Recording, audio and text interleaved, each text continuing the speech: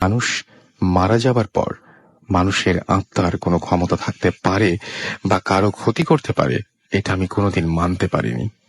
অনেকে ভূত দেখে আর তাদের কাছ থেকে গল্প শুনে হেসে উড়িয়ে দিতাম, কিন্তু নিজে একদিন ভূত দেখবো তা আমার জানা ছিল না। এই ঘটনাটি আজ থেকে প্রায় 1.5 মাস আগের ঘটনা। রাত আনুমানিক 2টা বা 3টা হবে। সেই পরিস্থিতিতে ঘড়ি তো দূরের কথা, আমি বেঁচে আছি নাকি মারা গেছি তা বলতে পারছি না। আমি একটা বিশাল ঘরে একা থাকি। আমার ঘরে একটা বক্স খাট, সোফা সেট, টিভি, আমার কম্পিউটার, শোকেস, আরো কিছু চেয়ার ছিল। আমি খুব অলস টাইপের ছিলাম, বুঝতেই পারছেন যে কত বড় ঘর। এত বড় একটা ঘরে লাইট জ্বালিয়ে ঘুমানোর দরকার ছিল না, কারণ আমার ঘরে 4টা জানালা ছিল আর যেগুলোর গ্লাস দিয়ে অনেক আলো আসতো।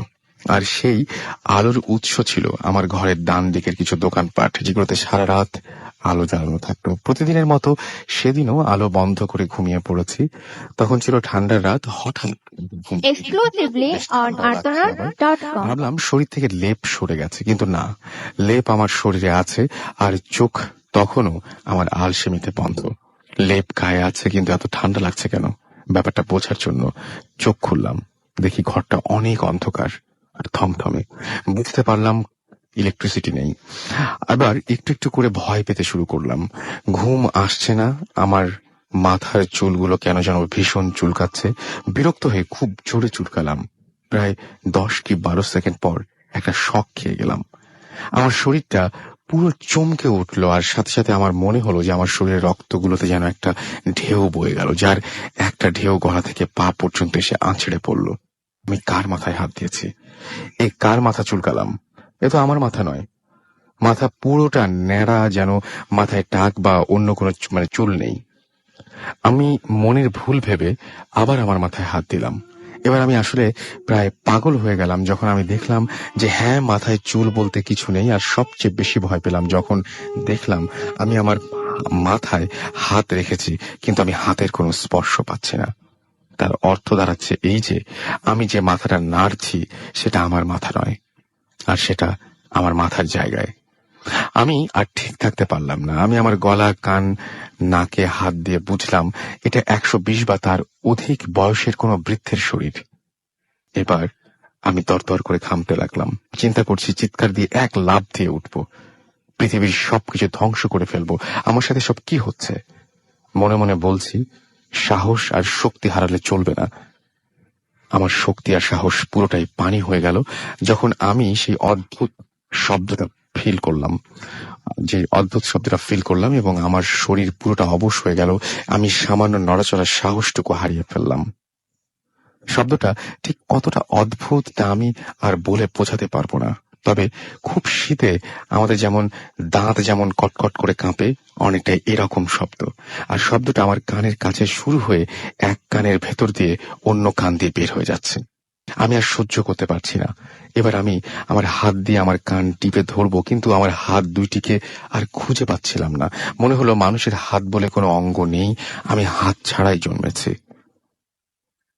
এরপর আমি আমার শরীরের প্রতিটি অংশের ওপর নিয়ন্ত্রণ হারাতে লাগলাম। আমি বুঝতে পারছি যে আমি আস্তে আস্তে সেন্সলেস হয়ে যাচ্ছি, এবং এক সময় নোটিস করি যে আমি এখন সেন্সলেস হয়ে পড়ে গেছি। কিন্তু এটা কিভাবে সম্ভব যে সেন্সলেস অবস্থায় আমি আমার অনুভূতিগুলোকে মার্ক করেছি? তাহলে কি আমার বডিতে 2টি আত্মা ভর করেছে, যার মাধ্যমে আমি আমাকে নিয়ন্ত্রণ করছি? আমি জানি যে মানুষ যখন ভয় পায় তখন তার নিঃশ্বাস গরম হয়ে যায় আর ঘন ঘন পড়তে থাকে, কিন্তু আমার স্পষ্ট মনে আছে পুরো ঘটনার সময় আমার একবারও নিঃশ্বাস নেওয়ার প্রয়োজন হয়নি। তার মানে কি ঘটনার স্থায়িত্ব 2 বা 1 সেকেন্ড? আর যদি স্থায়িত্ব 2 বা 1 সেকেন্ডই হয়, তাহলে কি করে সম্ভব এত অল্প সময়ে এতগুলো ঘটনা ঘটার? নাকি আমার ওপর কোনো মৃত মানুষের আত্মা ভর করেছিল, যার নিঃশ্বাস চিরকালের জন্য বন্ধ? ভালো লাগলে ঘটনাটা পড়ে শোনাবেন। ঘটনাটি লিখেছেন রাশেদ, পীরগঞ্জ, রংপুর থেকে। আমরা ঘটনাটা পড়ে শোনালাম। আশা করছি আপনাদের ভালো লেগেছে।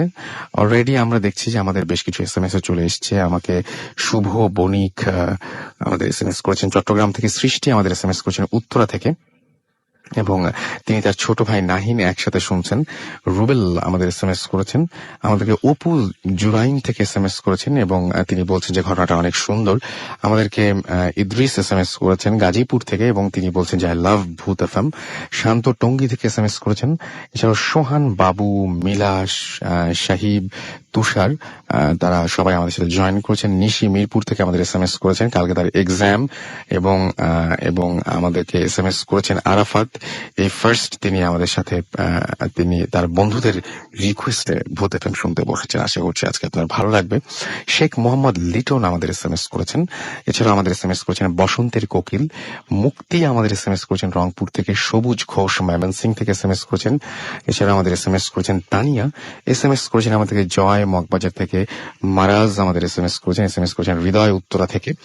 এছাড়াও তিনি ভূত এফএমের প্রশংসা করেছেন। তাসিন আমাদের এসএমএস করেছেন, তাসিন খান। এবং আমাদের এসএমএস করেছেন মিল্টন নরসিংদী দাসপাড়া থেকে। এবং আমাদেরকে এসএমএস করেছেন বিজয় টঙ্গী থেকে। কবির আমাদের জিঞ্জিরা থেকে এসএমএস করেছেন।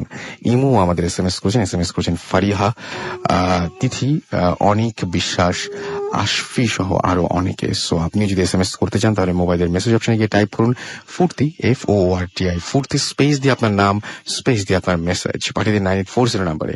অনেকেই দূরত্বের কারণে আসতে পারেন না, অনেকে স্টুডিওতে এসে ঘটনা শেয়ার করতে পারলেই আমরা সবচেয়ে বেশি খুশি হই। তারপরেও আমি দেখি যে অনেকেই মানে ঢাকার বাইরে থাকলে আসাটা অনেক কষ্টকর হয়ে যায়, বিশেষ করে ঢাকায় যদি আত্মীয় স্বজন না থাকে তাহলে তো প্রবলেম হয়। সো আমরা সেই অনেক ভালো ভালো ঘটনা আমরা মিস করি সেই কারণে। তো আপনারা যদি চান তাহলে কিন্তু অবশ্যই মানে যদি আমি চাইবো যে আপনাদের এই চেষ্টা অব্যাহত থাকবে যে ঢাকায় এসে বা আমাদের স্টুডিওতে এসে সরাসরি ঘটনা বলার। আর যারা আমাদের চান অডিও ক্লিপ পাঠাতে, একইভাবে কিন্তু ইমেল অ্যাড্রেস দেয়াই আছে, সেখানে আপনি আপনার অডিও ক্লিপটি পাঠিয়ে দিতে পারেন, আপনার ঘটনাটি রেকর্ড করে সেটি আমাদের পাঠিয়ে দিতে পারেন। তো আমাদের একটা মানে অসাধ্য সাধন করেছেন, আমাদের সাথে জয়েন করেছেন এমনই একজন যিনি আমাদের আজকে ঢাকায় এসে পৌঁছেছেন চিটাগং থেকে এবং তিনি চিটাগং থেকে সরাসরি আমাদের এখানে জয়েন করেছেন। আমরা তার কাছে প্রথমে তার পরিচয় জানতে চাইবো এবং তারপরে শুনবো তার ঘটনাটি। আপনার নাম তো একটু বলবেন। আমি চিটাগং থেকে রাহাত এসেছি। ওকে, আপনার প্রথম ঘটনাটি তাহলে আমরা শুনি। প্রথম রাসেল ভাই যে ফাদারের বাসার যেটা, তো ঘটনাটা হচ্ছে আজকে থেকে তিন বছর আগের। তো আমার মামার এঙ্গেজমেন্ট হবে ঢাকায়, আমরা ফ্যামিলির সবাই চিটাগং এ থাকা হয়। তো ঢাকা থেকে আবার কিছুদিন আগে আমার বড় ভাই আবার গিয়েছিল। তো যেহেতু আসা হবে ঢাকায়, তো বড় ভাই আবার বাবা, তারপর বড় আপু, মা এদেরকে নিয়ে ঢাকায় চলে আসে এঙ্গেজমেন্টের প্রোগ্রামটা অ্যাটেন্ড করার জন্য। তো আমি আর কি একটা দিন পরে আসবো আমার কিছু কাজের জন্য, মানে ওই পরের দিন সকালে আসলে আমি আবার আসবো। তো তারা আর কি চলে যায়, আমি আবার তাদেরকে গাড়িতে তুলে দেই আমার বাসার পার্কিং থেকে। তো তখন হয়তো রাত 11টা 11:30 বাজবে, তারা চলে যায় বাসা থেকে। তো তারপরে বাসায় ছিলাম, আমার বাসায় আবার আমার আম্মুকে হেল্প করার জন্য একজন ছিল বাড়ির পাশে, আমরা ফুফু ডাকি। তো উনি আর আমিই ছিলাম। তো আমি রাতে আবার মানে তারা চলে যাওয়ার পরে খাওয়া দাওয়া করে মানে টিভি দেখছি, ঘুম আসতেছে না এমন, বা এত তাড়াতাড়ি ঘুমও হয় না আমার। তো সেদিনকে হঠাৎ করে যেন মানে ঘুম চলে আসছে, ঘুমাই গেলাম। তো ঘুমাতে হঠাৎ করে যে মানে তারপরেই ঘুমের থেকে হঠাৎ করে মানে আমার বাবার ডাকেই ঘুম ভাঙলো যে কিরে তুই এখনো ঘুমাচ্ছিস, সবাই রেডি হয়ে গেছে, তোর জন্যই তো বসে আসছে, তুই ঘুমের থেকে ওঠ, ফ্রেশ হ, তারপর তো চলে যাব, তোর মামার বিয়েতে অ্যাটেন্ড করতে হবে না, এঙ্গেজমেন্টের প্রোগ্রাম সামনে। তো আমি ঘুমের মধ্যে উঠবো না এভাবে করতে করতে হঠাৎ করে দেখতেছি যে আমার হাত ধরে রাসেল ভাই, দেখা যায় কি আপনাকে যদি ঘুমের মানে স্বপ্ন দেখেন তাহলে টাচ যদি কেউ করে বা আপনাকে ধরতেছে সেটা একরকমের ফিল পাওয়া যায়, আর যদি সরাসরি কেউ টাচ করে সেটা কিন্তু একটু বোঝা যায়। তো সে আমাকে হাত ধরে টেনে উঠাইলো সোফা পর্যন্ত, টেনে সোফাতে বসে গেলাম। তো বসে যে হঠাৎ করে খেয়াল হইলো যে আমি তো আমার বাবা মা মানে পরিবারের যারা ছিল সবাইকেই 11টা 11:30টার দিকে তুলে দিয়ে আসছি, তাহলে এ কে আসলো। তো আর কিছু ভেবে ওঠার আগেই মানে যতটুক পারছি তখন ঘুম চোখে বা শক্তি যতটুক ছিল ততটুক দিয়েই মানে হাতটা ঝাড়ি মেরে চেষ্টা করলাম যে তার হাত থেকে আগে ছুটে নেই, তারপরে দেখা যায় কি করতে পারি। তো যতটুক শক্তি ছিল ততটুক শক্তি দিয়ে ঝাড়ি দিলাম, আর তারপরে নিতান্তই মানে ওটা যে হাতটা ছিল সে তার দেখাটা আর পাইলাম না। তো এরপরে উঠলাম, ঘুমের থেকে উঠে সমস্ত বাসা চেক করে দেখলাম যে এমন কোনো কিছু আছে কিনা, বা আসলে তারা কি আবার ব্যাক করে চলে আসলো কিনা, বা ওরকম আর কোনো কিছুই দেখলাম না। আর যেটা যদি এটা স্বপ্নে দেখে থাকি, তাহলে ওই যে রাসেল ভাই বললাম যে স্বপ্নের ফিল কিন্তু একরকম আর বাস্তব ফিলটা আরেক রকম পাওয়াই যায়। তো এমন কোনো মানে সন্দেহ ছিল না যে ওটা আসলে স্বপ্ন ছিল। ওকে, সো এই ছিল আপনার ঘটনা। আপনাকে অনেক অনেক ধন্যবাদ আপনার ঘটনার জন্য। আমরা পরবর্তীতে আরো একটি ঘটনা আছে, সেই ঘটনায় যাব। অ্যান্ড এর মাঝখানে আরো বেশ কিছু এসএমএস চলে এসেছে। আমি দেখতে পাচ্ছি মনিরুল আমাদের বকশীবাজার থেকে এসএমএস করেছেন। তারা 3 ফ্রেন্ড একসাথে ভূত এফএম শুনছেন। রাকিব আমাদের এসএমএস করেছেন এবং তিনি বলছেন যে গতকাল বইমেলা থেকে তিনি ভূত এফএম এর বই কিনেছেন। আচ্ছা, ভালো কথা, আমার মনে পড়ে গেল। সেটা হচ্ছে যে আপনারা কিন্তু অবশ্যই রেডিও ফুর্তির ভূত এফএম এর লিসনারদের পাঠানো ভৌতিক অভিজ্ঞতার সংকলন নিয়ে 21শে বইমেলায় প্রকাশিত হয়েছে ভৌতিক গল্প সংকলন ভূত এফএম, এবং রেডিও ফুর্তিতে প্রচারিত ফুর্তি ব্লকবাস্টার কিং অফ গানা নিয়ে প্রকাশিত হয়েছে 4 রঙা কমিক্সের কিং অফ গানা। পাওয়া যাচ্ছে দেশের সব বইয়ের দোকানে। আর বইমেলায় বর্ষা দুপুর স্টল নাম্বার 114। সো আপনারা বইমেলায় অমর 21-এর বইমেলা চলছে, এবং আপনারা যদি চান তাহলে অবশ্যই সেখান থেকে ঘুরে আসতে পারেন। এবং 114 নাম্বার স্টল, এটা মনে রাখতে হবে একটু, সেখানে আপনি যে পেয়ে যাবেন এই দুটো বই। যাই হোক, আমি দেখতে পাচ্ছি আমাদের মহিউদ্দিন এসএমএস করেছেন। তিনি বলছেন যে আজকে ভূত এফএম খুব ভালো হচ্ছে। শাহাদাত আমাদের শরীয়তপুর থেকে এসএমএস করেছেন। এসএমএস করেছে আমাদেরকে রেজাউল, এসএমএস করেছেন সিয়াম, এছাড়াও আমাদেরকে বীর দেওয়ান এসএমএস করেছেন। আমাদেরকে এসএমএস করেছেন মাসুদ পারভেজ, আমাদেরকে এছাড়াও এসএমএস করেছেন রাসেল শহীদুল্লাহ হল, ঢাকা ইউনিভার্সিটি থেকে। এবং তিনি বলছেন আমার স্টুডেন্টের রিকোয়েস্টে আজকে প্রথম ভূত এফএম শুনছি। ওকে, আমার খুব সৌভাগ্য যে আপনার স্টুডেন্ট আপনাকে রিকোয়েস্ট করছে এবং আপনি আমাদের সাথে আছেন। আমাদেরকে এছাড়াও এসএমএস করেছেন দেখতে পাচ্ছি আশিক, রুহুল, তুহিন, সন্ধ্যা, রাখি রাজশাহী থেকে। এছাড়াও আমাদেরকে কবির এসএমএস করেছেন আমাদেরকে দিলীপ। এছাড়াও শাফিন এসএমএস করেছেন আমাদেরকে বিজয় কাদির সিলেট থেকে। সৌরভ কিশোরগঞ্জ থেকে এসএমএস করেছেন। কবির আমাদেরকে এসএমএস করেছেন জিনজিরা থেকে। তো আমরা চলে আসি আমাদের দ্বিতীয় ঘটনায়, এবং আমাদের সঙ্গে জয়েন করেছেন আরো একজন। আপনার বাড়ি কোথায় বা আপনি কোথা থেকে এসেছেন, প্লিজ একটু সবাইকে বলুন। লিসেনার্স, আমি সজীব মাহমুদ, এসেছি আমতলী মহাখালী থেকে। আমার দেশের বাড়ি হচ্ছে সুনামগঞ্জ জেলার টেঙ্গাটিলা গ্রামে। তো আমার জন্ম, স্কুল জীবন ওইখানেই কাটে। তো ওখানে গিয়েই আমার একটা ঘটনা আছে, তো আমি সরাসরি ওই ঘটনাতে চলে যাই। তো আমার যে গ্রামটা টেঙ্গাটিলা গ্রাম, ওটা অসম্ভব সুন্দর একটা গ্রাম। তো ওইটা বর্ডার এলাকাতে, এবং টিলা এবং নিচু ভূমি, নদী সবকিছু ঘিরেই আসলে এলাকাটা। তো ঘটনাটা ঘটে আজ থেকে প্রায় 10 বছর আগে। তখন আমি ক্লাস 9-এ পড়ি। তো আমাদের ওই সময়টা স্কুল লাইফের সময়টা কাটতো খেলাধুলা, ক্লাস করে প্রাইভেট পড়ি, ওইভাবে 8-10টা ছেলেদের মতো আমারও লাইফটা কাটে। তো আমরা বিকালবেলা স্কুলের পর ফুটবল খেলতাম। সেটা ছিল আমাদের মানে নিত্যকার ঘটনা, নিত্যদিনের অভ্যাসের মতো। তো আমাদের ক্লাসে ছিল রনি, জনি নামে 2 ভাই। তো তারা আবার পিঠাপিঠি ভাই, রনি বড়, জনি ছোট। তো তাদের বয়সের ডিফারেন্স 1-2 বছরের বেশি হবে না। তো 2 ভাই আমাদের সাথেই পড়তো। আমার 2 ভাইয়ের বাসাও ছিল আমাদের বাসা থেকে খুব কাছাকাছি। তো একসাথেই খেলা হইতো। তো আমাদের পাড়াতে ফুটবল বলতে রনি জনির যে ফুটবলটা ওইটাই ছিল। তো একসাথে রনি জনির সাথে আমরা আর যারা ফ্রেন্ডস আছি সবাই মিলে বিকালে খেলতাম। তো জনি তো ছোট। তো একদিন হঠাৎ করে জনি মারা যায়। জনির মারা যাওয়ার ঘটনাটাও খুব অদ্ভুত। তো আমাদের গ্রামে একটা নদী আছে, নদীটার নাম হচ্ছে খাসিয়ামারা। ওই নদীতে নদীর ঘাটে খুব সম্ভবত ওই দিন ছিল শুক্রবার। তো ভর দুপুরে ও একদিন গোসল করতে যায়। তো গোসল করতে গিয়ে আর ফিরে আসেনি। তো ওর লাশ পাওয়া যায় অনেক দূরে নদী থেকে। এমন না যে ও সাঁতার পারতো না, ও আমাদের সাথে সাঁতার কাটতো, বেশ ভালোই সাঁতার কাটতো। কিন্তু ওর শরীরেও কোনো ক্ষত চিহ্ন ছিল না। বাট ওর লাশটা নদীতেও স্রোত ছিল না, কিন্তু ওর লাশ ছিল নদীর ঘাট থেকে অনেক দূরে। তো ওইটা আসলে রহস্যাবৃত্তি রয়ে যায় যে কেন মারা গেল বা কি, ওটা জানা যায়নি। আবার জনির কবরটাও দেওয়া হয় পরবর্তীতে। আমরা যে আমরা খেলাধুলা করতাম যে মাঠটা ছিল উঁচু একটা জায়গাতে, তো ওর পাশেই। তো আমরা ওই ঘটনা, তো আমাদের এক ফ্রেন্ড মারা গেল, ওইটা নিয়ে তো ভীষণ রকম মানসিকভাবে বিপর্যস্ত ছিলাম। তার উপর আবার যেই মাঠে খেলতাম ঠিক এর পাশেই কবর। তো আমরা খুব ভয় পাই বিষয়টা নিয়ে। তো আমরা ভাবি যে ওই মাঠটা বাদ দিয়ে আমরা অন্য আরেকটা মাঠ সিলেক্ট করি, যে ওখানে আমরা খেলবো। জনির কবরের যে মাঠটা, ওটা আমরা যথারীতি বাদ দিলাম, আরেকটা মাঠে গিয়ে খেলা শুরু করলাম। তো আহ জনিকে বাদ দিয়েই জনির বড় ভাই যে রনি, তো ওরা আর অন্য ফ্রেন্ডরা মিলে খেলতাম প্রতিদিন। তো একটা সময় হয় কি, আমাদের তো নিচু এলাকাগুলি বর্ষার কারণে ফ্লাডেড হয়ে যায়। তো বন্যা হয়ে গেলে তখন আর নিচু এলাকাগুলি খেলার মতো উপযোগী থাকে না। তো এমনই ঘটনা ঘটে, প্রায় 6 মাস 7 মাস পরে নিচু এলাকাতে বর্ষা আসে আর ফ্লাডেড হয়ে যায়। বন্যার কারণে আমরা নিচু এলাকাতে আর খেলতে পারি নাই। তো আমরা আবার ভাবলাম যে ওই আগের জায়গাতেই ফিরে যাব, উঁচু এলাকাতে, যেখানে জনির কবরটা আছে ওর পাশে। তো কিছুদিন কেটে যাওয়ার পর জিনিসটা আমাদের কাছে হালকা হয়ে যায়। তো প্রথম খেলা শুরু হয় যথারীতি। তারপর হঠাৎ করে রনি, যে জনির বড় ভাই, তো আমাদের সাথে খেলতেছিল। তো ওর স্বভাব হচ্ছে খুব আমাদের নর্মালি পাস দিত না, খুব জোরে জোরে কিক দিত। তো খেলার এক পর্যায়ে জোরে একটা কিক দেয়। কিক দেওয়াতে ফুটবলটা একদম আমাদের চোখের সামনে কবরের ভিতর চলে যায়, জনির কবরের ভিতর।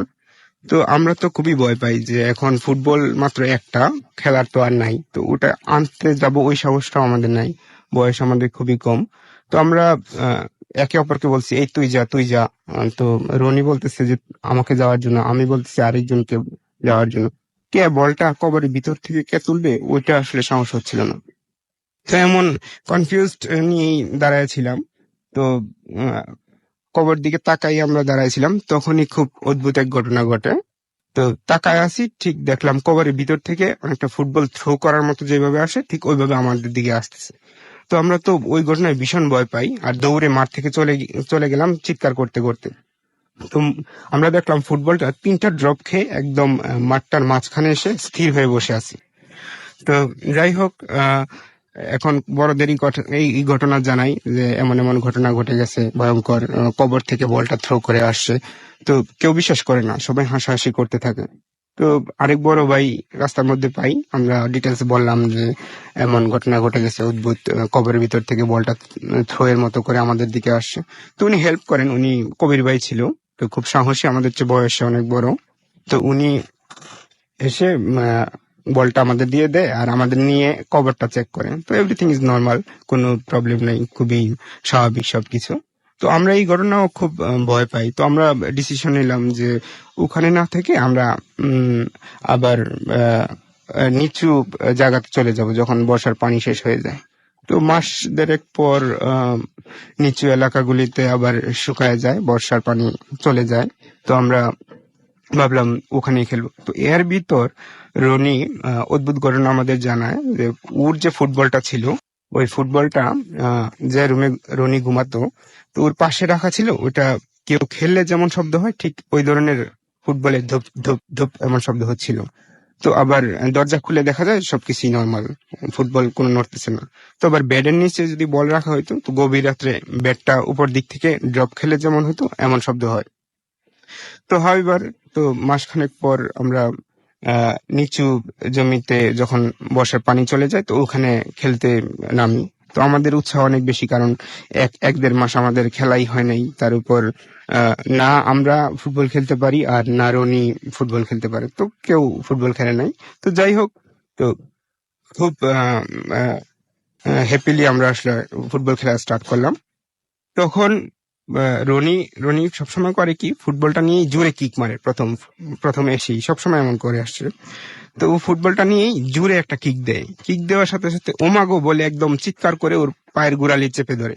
তো আমরা ভাবলাম হয়তো বেকায়দায় কিক করেছে, এই জন্য হয়তো ওর পায়ের গোড়ালি অংশটা হয়তো ব্যথা পাইছে। তো আমরা কাছে গেলাম, তো ধরাধরি করে রনি আর ফুটবলটাও নিয়ে আসলাম তো ওর বাসাতে। তো আমরা ভাবছিলাম খুব নর্মাল ঘটনা, এটা হইতেই পারে। তো নর্মাল হইলেই মনে হয় ভালো হইতো, কিন্তু আসলে ঘটনাটা ওই ধরনের ঘটে নাই। রনির যে জায়গাতে কিক, গোড়ালিতে যেই জায়গাটা দিয়ে কিক দিয়েছিল বলে, তো ওখানে একটা স্পট পড়ে, প্রথম লালচে, তারপরের দিন কালচে রং হয়ে যায়। তো রনির প্রচন্ড জ্বর, তো ডাক্তার ডাকা হয়।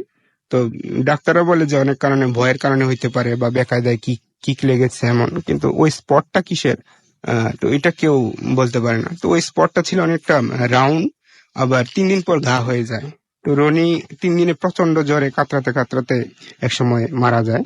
তো 3 দিনের মাথায় রাতে রনি রনি মারা যায়। তো এটা তো গেল রনির পার্ট, কিন্তু যেই রুমে ফুটবলটা ছিল ওই রুমে ফুটবলটা রনি যেদিন মারা যায়, যে রাতে মারা যায়, তো ওই রাতে পরদিন দেখা যায় যে ফুটবলটা ঠিক ফুটবলের যে ফিগারটা ওইটা ছিল না। কেউ ছুরি দিয়ে খুঁচিয়ে খুঁচিয়ে মারলে যেমন ফুটবলটা ডিসফিগার করা হয়, ঠিক এমন ছিল। আর ফুটবলের পুরা গায়ে ছিল রক্তের কালচে ছোপ ছোপ দাগ। তো এই ঘটনার সাথে ফুটবলের সাথে রনির মৃত্যু বিষয়টা কিভাবে লিঙ্ক আসলে আমাদের কারো জানা নাই, বা এটা রহস্যাবৃতই রয়ে যায় আর কি। আমিও কোনো সমাধান পাইনি। আপনাকে অনেক ধন্যবাদ, থ্যাংক ইউ সো মাচ। আমরা চলে যাচ্ছি আমাদের পরবর্তী ঘটনা, তবে তার আগে একটা ছোট্ট বিজ্ঞাপন বিরতি আমাদের নিতে হবে। তার আগে জানিয়ে দিই যে আমাদের কাছে বেশ কিছু SMS রয়েছে। আমাদেরকে চন্দন SMS করেছেন সাভার থেকে, এবং চন্দন আমাদের SMS করে লিখেছেন যে আজকে তার খুব ভয় লাগছে। আসিফ আমাদের SMS করেছেন এবং তার কাছে খুব ভালো লাগছে, এটা জানিয়েছেন। শিফাত আমাদের SMS করেছেন চট্টগ্রাম থেকে। এছাড়া আমাদের SMS করেছেন দেখতে পাচ্ছি আমাদেরকে কুতুব উদ্দিন, এবং আমাদেরকে SMS করেছেন সজীব। এছাড়া আমাদেরকে সোহেল মাহমুদ SMS করেছেন রানা রাজশাহী থেকে। নীলিম আমাদের SMS করেছেন আমাদেরকে ফয়াজ। এছাড়াও SMS করেছেন আমাদেরকে ফাহিদ, SMS করেছেন আকরাম ময়মনসিং থেকে। এছাড়াও খুশি প্রতীকী SMS করেছেন, আমাদেরকে SMS করেছেন আফজাল ময়মনসিং থেকে। প্রিন্স আমাদের SMS করেছেন হুমায়রা, SMS করেছেন আমাদেরকে নীরব, সাগর সহ আরো অনেকে। আপনি যদি SMS পাঠাতে চান তাহলে মোবাইলের মেসেজ অপশনে গিয়ে টাইপ করুন ফুর্তি, FORTI, ফুর্তি, স্পেস দিয়ে আপনার নাম, স্পেস দিয়ে আপনার মেসেজ পাঠিয়ে দিন 9840 নাম্বারে। যাচ্ছি ছোট্ট একটা বিজ্ঞাপন বিরতিতে, ফিরে আসছি একটু পরে। স্টে টিউনড রেডিও ফুর্তি অ্যান্ড ডোন্ট স্টপ দ্য ফুর্তি।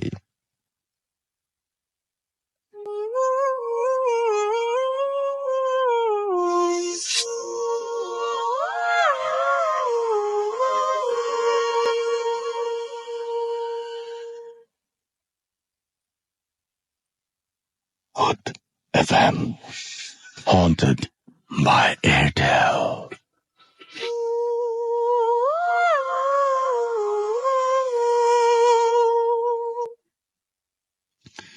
শুনছেন সবসময় রেডিও ফুর্তি, চলছে ভূত FM হন্টেড বাই এয়ারটেল। আর ঘড়িতে সময় রাত 12:28। আমি রাসেল আছি, সাথে আমার সাথে রয়েছে মাসুম এবং আজকের অতিথিরা। পাচ্ছি আপনাদের SMS। আরো একবার SMS পাঠানোর নিয়মটি বলে দেই। মোবাইলের মেসেজ অপশনে গিয়ে টাইপ করুন ফুর্তি, which is FOORTI, ফুর্তি, স্পেস দিয়ে লিখুন আপনার নাম, স্পেস দিয়ে আপনার মেসেজ পাঠিয়ে দিন 9840 নাম্বারে। যারা আমাদের ইমেইল করতে চান তারা ইমেল অ্যাড্রেসটি মনে রাখুন বা লিখে ফেলুন। আমাদের ইমেল অ্যাড্রেসটি হচ্ছে bhutfm@radiofurti.fm, which is BHOOTFM@radioforti.fm। ব্যাস, এই হচ্ছে আমাদের অ্যাড্রেস। এখানে নাম, ঠিকানা এবং ফোন নাম্বার সহ চাইলেই আপনি আপনার ঘটনাটি পাঠিয়ে দিতে পারেন, এবং আপনার ঘটনাটি যদি মানে অন্যদের চাইতে ভালো হয়, ডেফিনেটলি আমরা আপনাকে কল করব বা আপনার ঘটনাটি পড়ে শোনাবো বা আপনার ফাইলটি আমরা প্লে করব। চলে যাচ্ছি আমরা আমাদের পরবর্তী ঘটনায়। আমাদের সাথে রয়েছেন আরো একজন নতুন গেস্ট, যিনি আপনাদের কাছে পরিচয় দেবেন এবং তারপর তার কাছ থেকে ঘটনা শুনবো। আপনার নামটা বলবেন, কোথা থেকে এসেছেন প্লিজ একটু বলবেন। হ্যালো এভরিওয়ান, আমি শিশির, উত্তরা থেকে। আমার ঘটনায় আমি সরাসরি চলে যাচ্ছি। জি প্লিজ। আমি অনেক ছোট ছিলাম তখন। আমার আম্মু আমাকে জাস্ট, আমাদের বাসার স্ট্রাকচারটা ছিল যে রুম, বাহিরে রান্নাঘর এবং বাথরুম দুইটাই ছিল। তো আমাকে আমার আম্মু গোসল করিয়ে দিয়ে দুপুরবেলা বলছে, বাবা তুমি নিজে নিজে রেডি হও, আমি একটু রান্নাঘর হয়ে আসি। টাইম আমি রেডি হচ্ছিলাম, তো জানালা খোলা ছিল। আমার জানালার বাহিরে ওই পাশে, মানে আমাদের বাসাটার পেছনের দিকে একটা মাঠ ছিল, ছোট একটা মাঠ। তারপর একটা পুকুর ছিল, এবং তার পুকুরের পরে ওই পাশে একটা বাড়ি ছিল।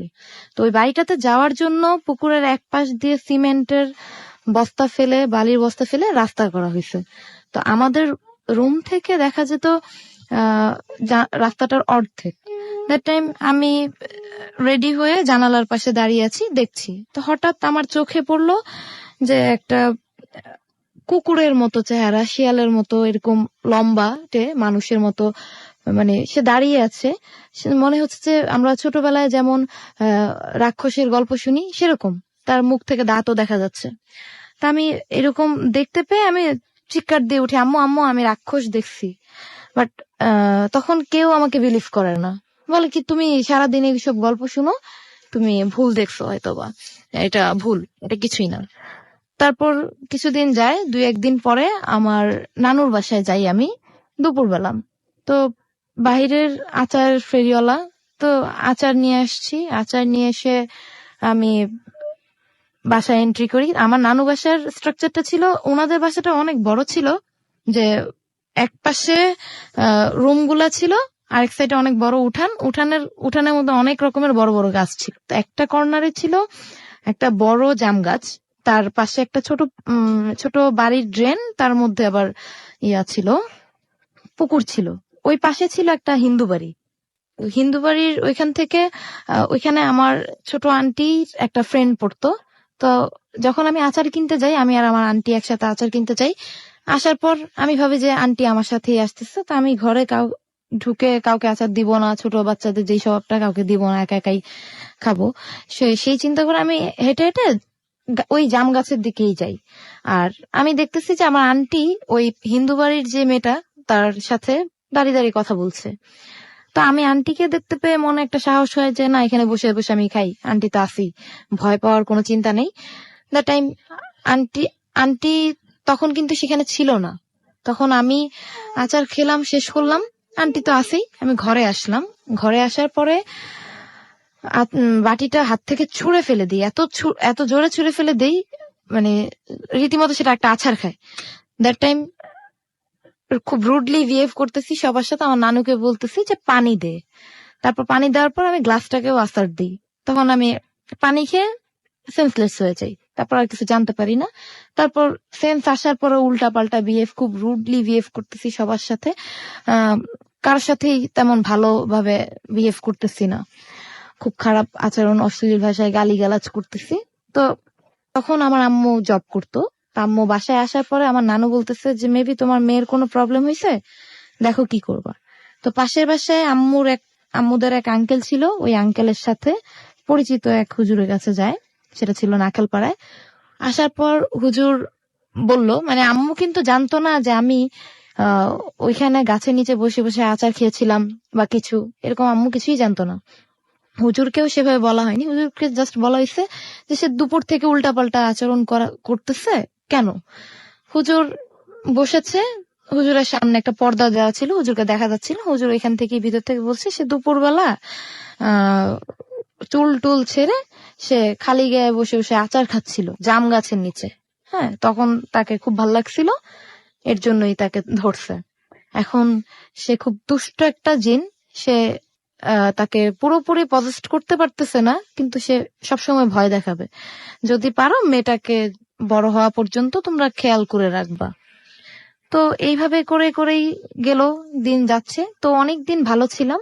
যখন আমি ক্লাস 6-এ উঠি, তখন হঠাৎ করে আবার প্রবলেম শুরু হয়। এর আগেও হচ্ছিল ছোটখাটো প্রবলেম। 6-এ ওঠার পর প্রবলেমটা হয় স্বপ্ন নিয়ে। আমি যার সাথেই অনেক বেশি ক্লোজ হয়ে যাই, রিলেশন অনেক ক্লোজ হয়ে যায়, ফ্রেন্ড বা ফ্যামিলি মেম্বার কেউ, আমি তাকে নিয়ে স্বপ্ন দেখি যে সে আমাকে মারতে চাচ্ছে, সে আমাকে অনেক দৌড়াচ্ছে, সে আমাকে যে কোনো উপায় সে আমাকে হার্ম করতে চাচ্ছে, বাট পারে না। তখন আবার ঘুমের মধ্যে যে ফিলটা, হ্যাঁ, হাত ধরে টানাটানি, আমাকে হাত ধরে টানতো, গালের মধ্যে ধরে চাপ দিত, হ্যাঁ, খুব এক জাতীয় মার দেওয়ার মতোই। সে আমাকে অনেক নানা রকম টর্চার করতো। আমি এগুলো দেখতাম স্বপ্নে, কিন্তু সেটা আমি সকালবেলা উঠার পরে আমি তখন দেখতাম যে আমার হাতে কেউ ধরলে, জোরে ধরলে যে ব্যথাটা, অনুভবটা, সেটা আমি পেতাম। তারপর ক্লাস 6-এ এরকম সমস্যা হওয়ার পরে, এরকম যাওয়ার পর ক্লাস 8-এ একবার, সেটা আরেকটা কাহিনী ছিল যে আমার খালার একটা প্রবলেম ছিল। সেই খালাকে যেই হুজুরকে দেখানো হয়েছিল, আমার হুজুরের কাছে নিয়ে যাওয়া হয়। সেই হুজুর আমাকে বললো exclusively on arthurnaut.com. নজর আছে এর উপর, কিন্তু তো সমস্যা করতে চায়, ওকে বিভিন্ন রকমের ভয় দেখাচ্ছে, কিন্তু সে নানা রকম ভাবে ভয় পাচ্ছে, তোমরা তাকে সাবধানে রেখো। তো হুজুরের ট্রিটমেন্টে কিছুদিন ভালো থাকি। তারপর আবার এসএসসি পরীক্ষা শেষ হওয়ার পরে আবার শুরু হয় নতুন করে কাহিনী। তখন আমরা হঠাৎ আগে যে বাসাটায় ছিলাম সেই বাসাটা চেঞ্জ করে নতুন একটা বাসায় আসছি। সেই বাসায় আসার পরে আমি একদিন শীতের রাত শুয়ে ঘুমাইনি অনেক রাত, আমার বাসায় কেউ ছিল না। হ্যাঁ, তো আমি বাসার সব দরজা জানালা লক করে আমি লেপের নিচে শুয়ে আছি। তা আমরা কয়েকজন ফ্রেন্ড মিলে কনফারেন্সে কথা বলছিলাম, আড্ডা দিচ্ছিলাম। দ্যাট টাইম পুরোপুরি কনসিয়াস ছিলাম, কিন্তু আমি যে ঘুম আসছিল বা এই ধরনের কোনো কিছুই ঘটেনি। হঠাৎ করে আমার বাসার বারান্দার ভিতর থেকে এবং দরজার ওপাশ থেকে, মানে ব্যাপারটা এমন হয়েছিল যে বারান্দার ভিতরেই ছিল, সেখান থেকে আমার মা আমাকে ডাকছে যে দরজা খোলো, বলছে দরজা খোলো। তখন আমি খুব ভয় পেয়ে যাই। তারপর ঘটনা ওই দিনেরটা ওইখানেই শেষ। তারপর এইভাবে করে চলতে থাকে। আবার হুজুরকে খবর দেয়, হুজুর বলতেছে ওকে একা কখনোই ফেলে যাবা না, এইভাবে ইয়া করবা না। কিন্তু একা একটা মেয়েকে বা একটা ছেলেকে কখনোই ওইভাবে চেক দিয়ে রাখা সম্ভব হয় না। রাতের বেলা বিভিন্ন ভাবে ঘুমানোর সময় তো স্বপ্নের মধ্যেও তো আর ওইটা চেক দেওয়ার কোনো সম্ভাবনা থাকে না। একদিন ভূত এফএম, আমি এখানকার নিউ বাট রেগুলার লিসেনার। তারপর একদিন আমি যখন ভূত এফএম শুরু করলাম, থার্ড ডেতে হঠাৎ করে আমার বাড়ির জানালায় ঢিল ছোড়ার শব্দ পেলাম। তো ভাবলাম যে চোর বা অন্য কিছু। তো এগুলো চিন্তা করে হাসি দিয়ে উড়ে দিছি। জাস্ট আমাদের যে ভূত এফএমে চট্টগ্রামের ফয়েজ লেকের যে কাহিনীটা হয়েছিল, তার পরের এপিসোডে এমন একটা ঘটনা ঘটলো। আমি ভূত এফএম শেষ করে জাস্ট ফ্রেশ হব, এর জন্য খাট থেকে উঠে লাইট অন করব। তো খাট থেকে উঠে লাইট অন করা মাত্র এই পর্যন্ত যাওয়ার আগ পর্যন্ত আমি চোখ পড়লো দরজার পর্দার উপর। এখন বাহির থেকে আলো হালকা হালকা আসে, পর্দার উপর অর্ধেক একটা ছায়া দেখা যাচ্ছিল, সেটা হিউম্যান ফিগারের মতোই। তো সেখানে এত ছায়াটা এমন যে 2-4 সেকেন্ডের মধ্যে সেটা একটু নড়ে উঠলো আর বলতেছে, কেমন নাক ডাকার মতো গুংরানি শব্দ করে বললো, কেমন অস্পষ্ট বাংলা ভাষায় সে বলতেছে, আর শুনবি। সে আমাকে রীতিমতো ধমকিয়ে বলতেছে, আর শুনবি, ভূত এফএম আর শুনবি। মানে এটাই বুঝালো যে ভূত এফএম আর শুনবো কিনা। আমি তখন নির্বাক হয়ে গেলাম, আর কিছুই বলার মতো সাহস ছিল না, বা চিৎকার দিব সেই সাহসটা আমার মধ্যে ছিল না।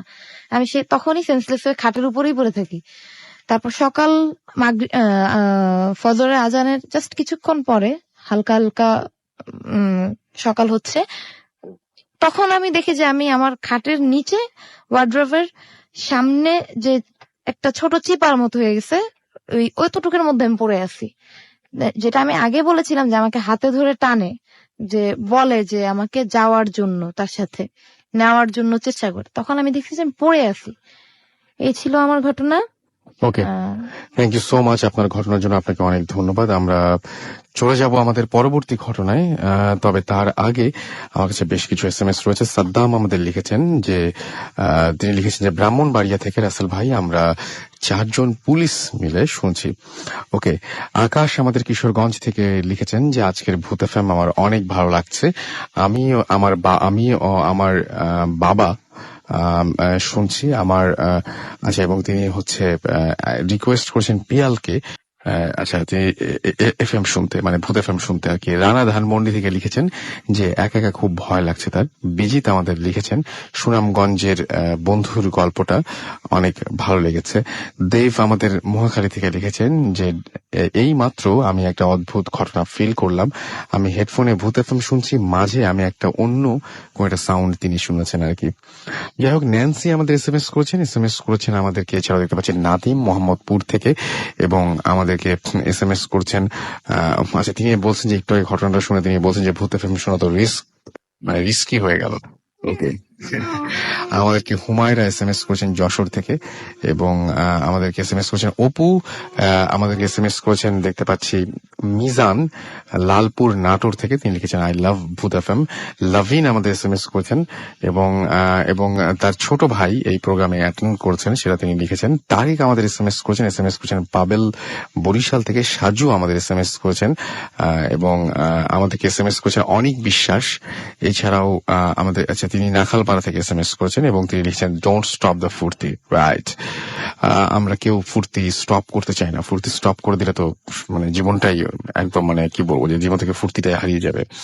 অনেক বিশ্বাস আমাদের SMS করেছেন এবং সেই SMS টা আমি পড়লাম। আলমগীর আমাদেরকে SMS করেছেন রাজঘাট যশোর থেকে এবং তিনি এবং তার ছোট ভাই শিপন মিলে আমাদের সাথে আছেন। তারা বাঁধন নারায়ণগঞ্জ থেকে আমাদের SMS করেছেন। শাহিন খান আমাদের SMS করেছেন আমাদেরকে মনির, এছাড়াও আমাদেরকে নাহিদ SMS করেছেন আমাদেরকে। এছাড়াও দেখতে পাচ্ছি বাবু, রাসেল, টুটুল, পাইকগাছা, তারপর হচ্ছে শেখপাড়া থেকে। এছাড়া আমাদেরকে পাপড়ি SMS করেছেন ভূতের গলি থেকে এবং আমাদেরকে তিনি বলছেন যে ছোটবেলা থেকে তিনি অনেক ভূতের বই পড়েন, তাই এনজয় করি ভূত FM। ওকে, আমাদেরকে সেতু গ্যান্ডারিয়া থেকে SMS করেছেন আমাদেরকে সামারা মিরপুর থেকে এবং আমাদেরকে SMS করেছে তিনি আজকের ভূত FM এর প্রশংসা করেছেন। আপনাদের কোন ঘটনাগুলো ভালো লাগে, কোন ঘটনাগুলো ভালো লাগে না অবশ্যই জানাতে দ্বিধাবোধ করবেন না, নির্দ্বিধায় আমাদের SMS করে সেটা জানিয়ে দিতে পারেন। তাহলে আপনারা যে ধরনের ঘটনা পছন্দ করেন বেসিক্যালি আমরা সেই ধরনের ঘটনাগুলোই খুঁজে বের করার চেষ্টা করব। আর সেই সাথে জানিয়ে দিই যে আমাদেরকে যদি আপনি SMS করতে চান তাহলে মোবাইলের মেসেজ অপশনে গিয়ে টাইপ করুন ফুর্তি, FORTI ফুর্তি, স্পেস দিয়ে আপনার নাম, স্পেস দিয়ে আপনার মেসেজ পাঠিয়ে দিন 9840 নাম্বারে। আমাদের ইমেল অ্যাড্রেসটি হচ্ছে bhutfm@radiofurti.fm, which is BHWTFM@radioforti.fm। আমি এবং মাসুম রয়েছি আপনাদের সাথে এবং সে সাথে রয়েছে আমাদের অতিথিরা। এই মুহূর্তে আরো একজন অতিথি মানে আমাদের প্রথম যিনি আপনাদের সাথে ঘটনা শেয়ার করেছিলেন তিনি আবারও শেয়ার করবেন। আপনার নামটা আরেকবার বলবেন এবং তারপরে চলে যান আপনার ঘটনায়। রাহাত চিটাগং লিডার থেকে এসেছি। তো ভাই আমার বাসার ঘটনাটার পরে কি ওই ঘটনাটা বলবো না বাসার ঘটনা? আপনি যেভাবে কমফোর্টেবল ফিল করেন। আচ্ছা, আপনি একটা ঘটনা বলেছিলেন যে আপনি কোন একজন দারোয়ান বা কারো কাছ থেকে শুনেছিলেন। জি, আমার সিনিয়র একটা স্টাফের কাছ থেকে, আমাদের অফিসে, নাম হচ্ছে জনাব সালাম, আমার অফিসেই চাকরি করে, ওনার কাছ থেকে শুনেছিলাম। তো ওনার কাছ থেকে ঘটনাটা হচ্ছে এমন যে আজকে থেকে আরো 30 বছর আগে ওনাদের বরিশাল পিরোজপুরের ঘটনা, এটা আরো 30 বছর আগে। তো ওখানে তখন একটা মাটি কাটার মাটি কাটতো দুইজন বন্ধু বা পার্টনার ছিল এমন, একজন হচ্ছে রহমান আর একজন হচ্ছে আপনার সবুজ। তো সবুজ হচ্ছে মানে পার্টনার বলতে মালিক টাইপের যে, আর রহমান আর কি এর সাথে ডেইলি কাজ করতো। তো একদিন সবুজ রহমানকে বলে দিল যে আগামীকাল সকালে যেখানে আমরা মাটি কাটছি তো ওইখানে আমরা আবার কালকে সকাল ফজর আজানের সাথে সাথে যাব, যে যতটুকু পারি আজ কালকের মধ্যে অনেকটুকু কাজ আগায় নিতে হবে। তো রহমান তুমি একটু তাড়াতাড়ি ঘুম থেকে উঠে পড়বা। তো রহমান সেই অনুযায়ী খাওয়া দাওয়া করে ঘুমিয়ে পড়লো। তো হঠাৎ করে রহমান একটা আওয়াজ পেল যে তার মালিক ডাকছে, সবুজ ডাকছে তাকে যে এই রহমান উঠছো না কেন, আজান দিয়ে দিচ্ছে, তুমি ওঠো তাড়াতাড়ি, কাজে যেতে হবে, কাজগুলা তো সারতে হবে, না সারলে তো হবে না।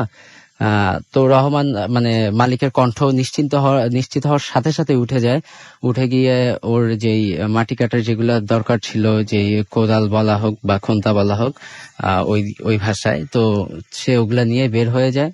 তো বের হওয়ার পর তো সবুজ আর রহমান কথা বলতে বলতে তাদের কাজের জায়গায় চলে যায়। তো কাজের জায়গায় যাওয়ার পরে দেখা যায় যে রহমান মাটি কেটে দিচ্ছে আর যে সবুজ যে মালিক আর কি সে তুলে নিচ্ছে, মাটিগুলা তুলে যে বাঁধ দেয়া হয় বাঁধের ওইখানে দিচ্ছে মাটিগুলা। তো এরকম করতে করতে রহমান একটা সময় দেখলো যে অনেকক্ষণ হয়ে যাচ্ছে, ঘন্টা দেড়েক হয়ে যাচ্ছে। তো এখনো যেহেতু ফজরের নামাজের পর তাহলে এখন সকাল হয়ে যাওয়ার কথা, তো এখনো সকাল হচ্ছে না। তারপর মাটি কেটেই যাচ্ছে আর এত বড় বড় করে মাটির চাকগুলা কাটতেছে, সেটা তার সবুজ সাথে সাথে সরাই নিয়ে বাঁধের ওইখানে দিয়ে দিচ্ছে। তো ওর একটু কেমন যেন সন্দেহ হলো। তারপরে কিছুক্ষণ পর আর কি ও টোটালি শিওর হয়ে গেল আসলে এটা তার মালিক সবুজ কখনোই হতে পারে না। তো শিওর হওয়ার পর রহমান অপেক্ষা করছিল যে এখন কিভাবে ওর হাত থেকে রক্ষা পাওয়া যায়। তার হয়তোবা যে রূপ ধরে আসছিল সবুজ, সে আবার অপেক্ষা করছিল যে কিভাবে ওকে এখন অ্যাটাক করা যায়। তো হয়তোবা রহমানের হাতে যে কোদাল ছিল, লোহার কিছু ছিল দেখেই হয়তোবা সবুজ নামে সেই শয়তান বা জিন যেটাই বলা হোক তাকে অ্যাটাক করতে পারেনি। তো এরপর রহমান কাটতে কাটতে এক পর্যায়ে বুঝে গেছে আর কি, কাটছে। তারপর রহমান ওয়েট করছিল যে মাটি কাটার কাটতে মানে মাটিগুলো সরাতে সরাতে কোনোভাবে যদি সবুজকে একটু দুর্বল করা যায়, তাহলে সবুজের উপর সে আর কি কোনো একটা অ্যাটাক করবে। তো এরকম কিছুক্ষণ করার পর রহমান চালাকি করে মাটির মানে খণ্ডটা একটু বড় একটা খণ্ড কেটে ফেলে। তো ওই সময় যখন সবুজ মাটির খণ্ডটা তুলতে যাবে, মানে মাটিটা কাটার সাথে সাথেই ফেলে দেয় আর কি নিচে, যে এখন যদি সবুজের উঠাতে হয় তাহলে বসে উঠাতে হবে। তো সবুজ যখনই উঠাইতে গেল, তো রহমান তাকে ওইখানে তার পিঠ বরাবর, পিঠের উপরেই একটা মানে কোদাল দিয়ে কোপ দিল। কোপ দিয়ে রহমান দ্রুত তার বাসার দিকে এসে তার বাসার উঠোনের কাছে আর কি মানে সেন্সলেস হয়ে যায়।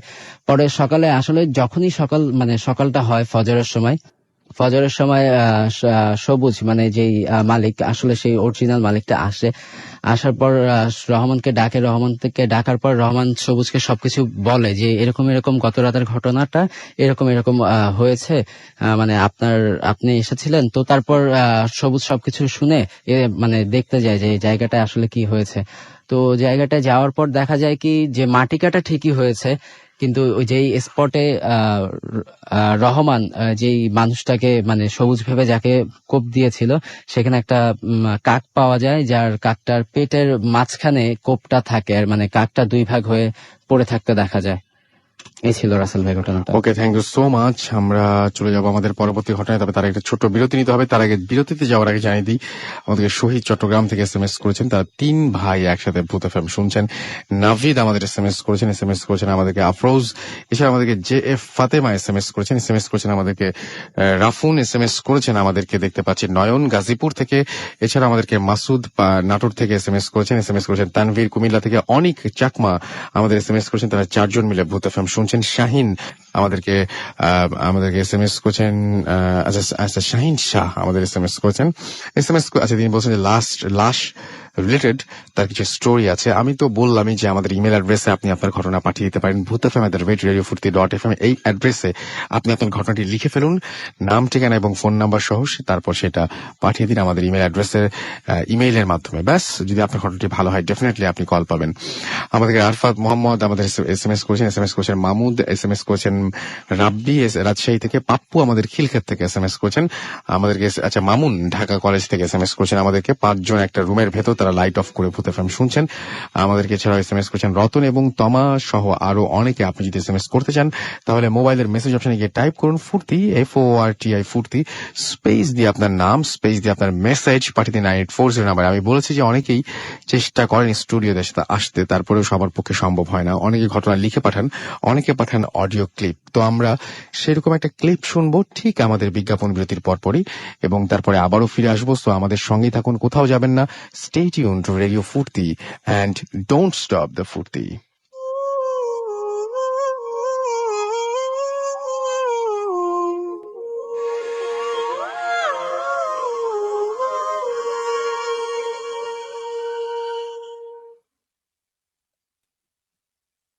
Furt FM, fronted by Airtel.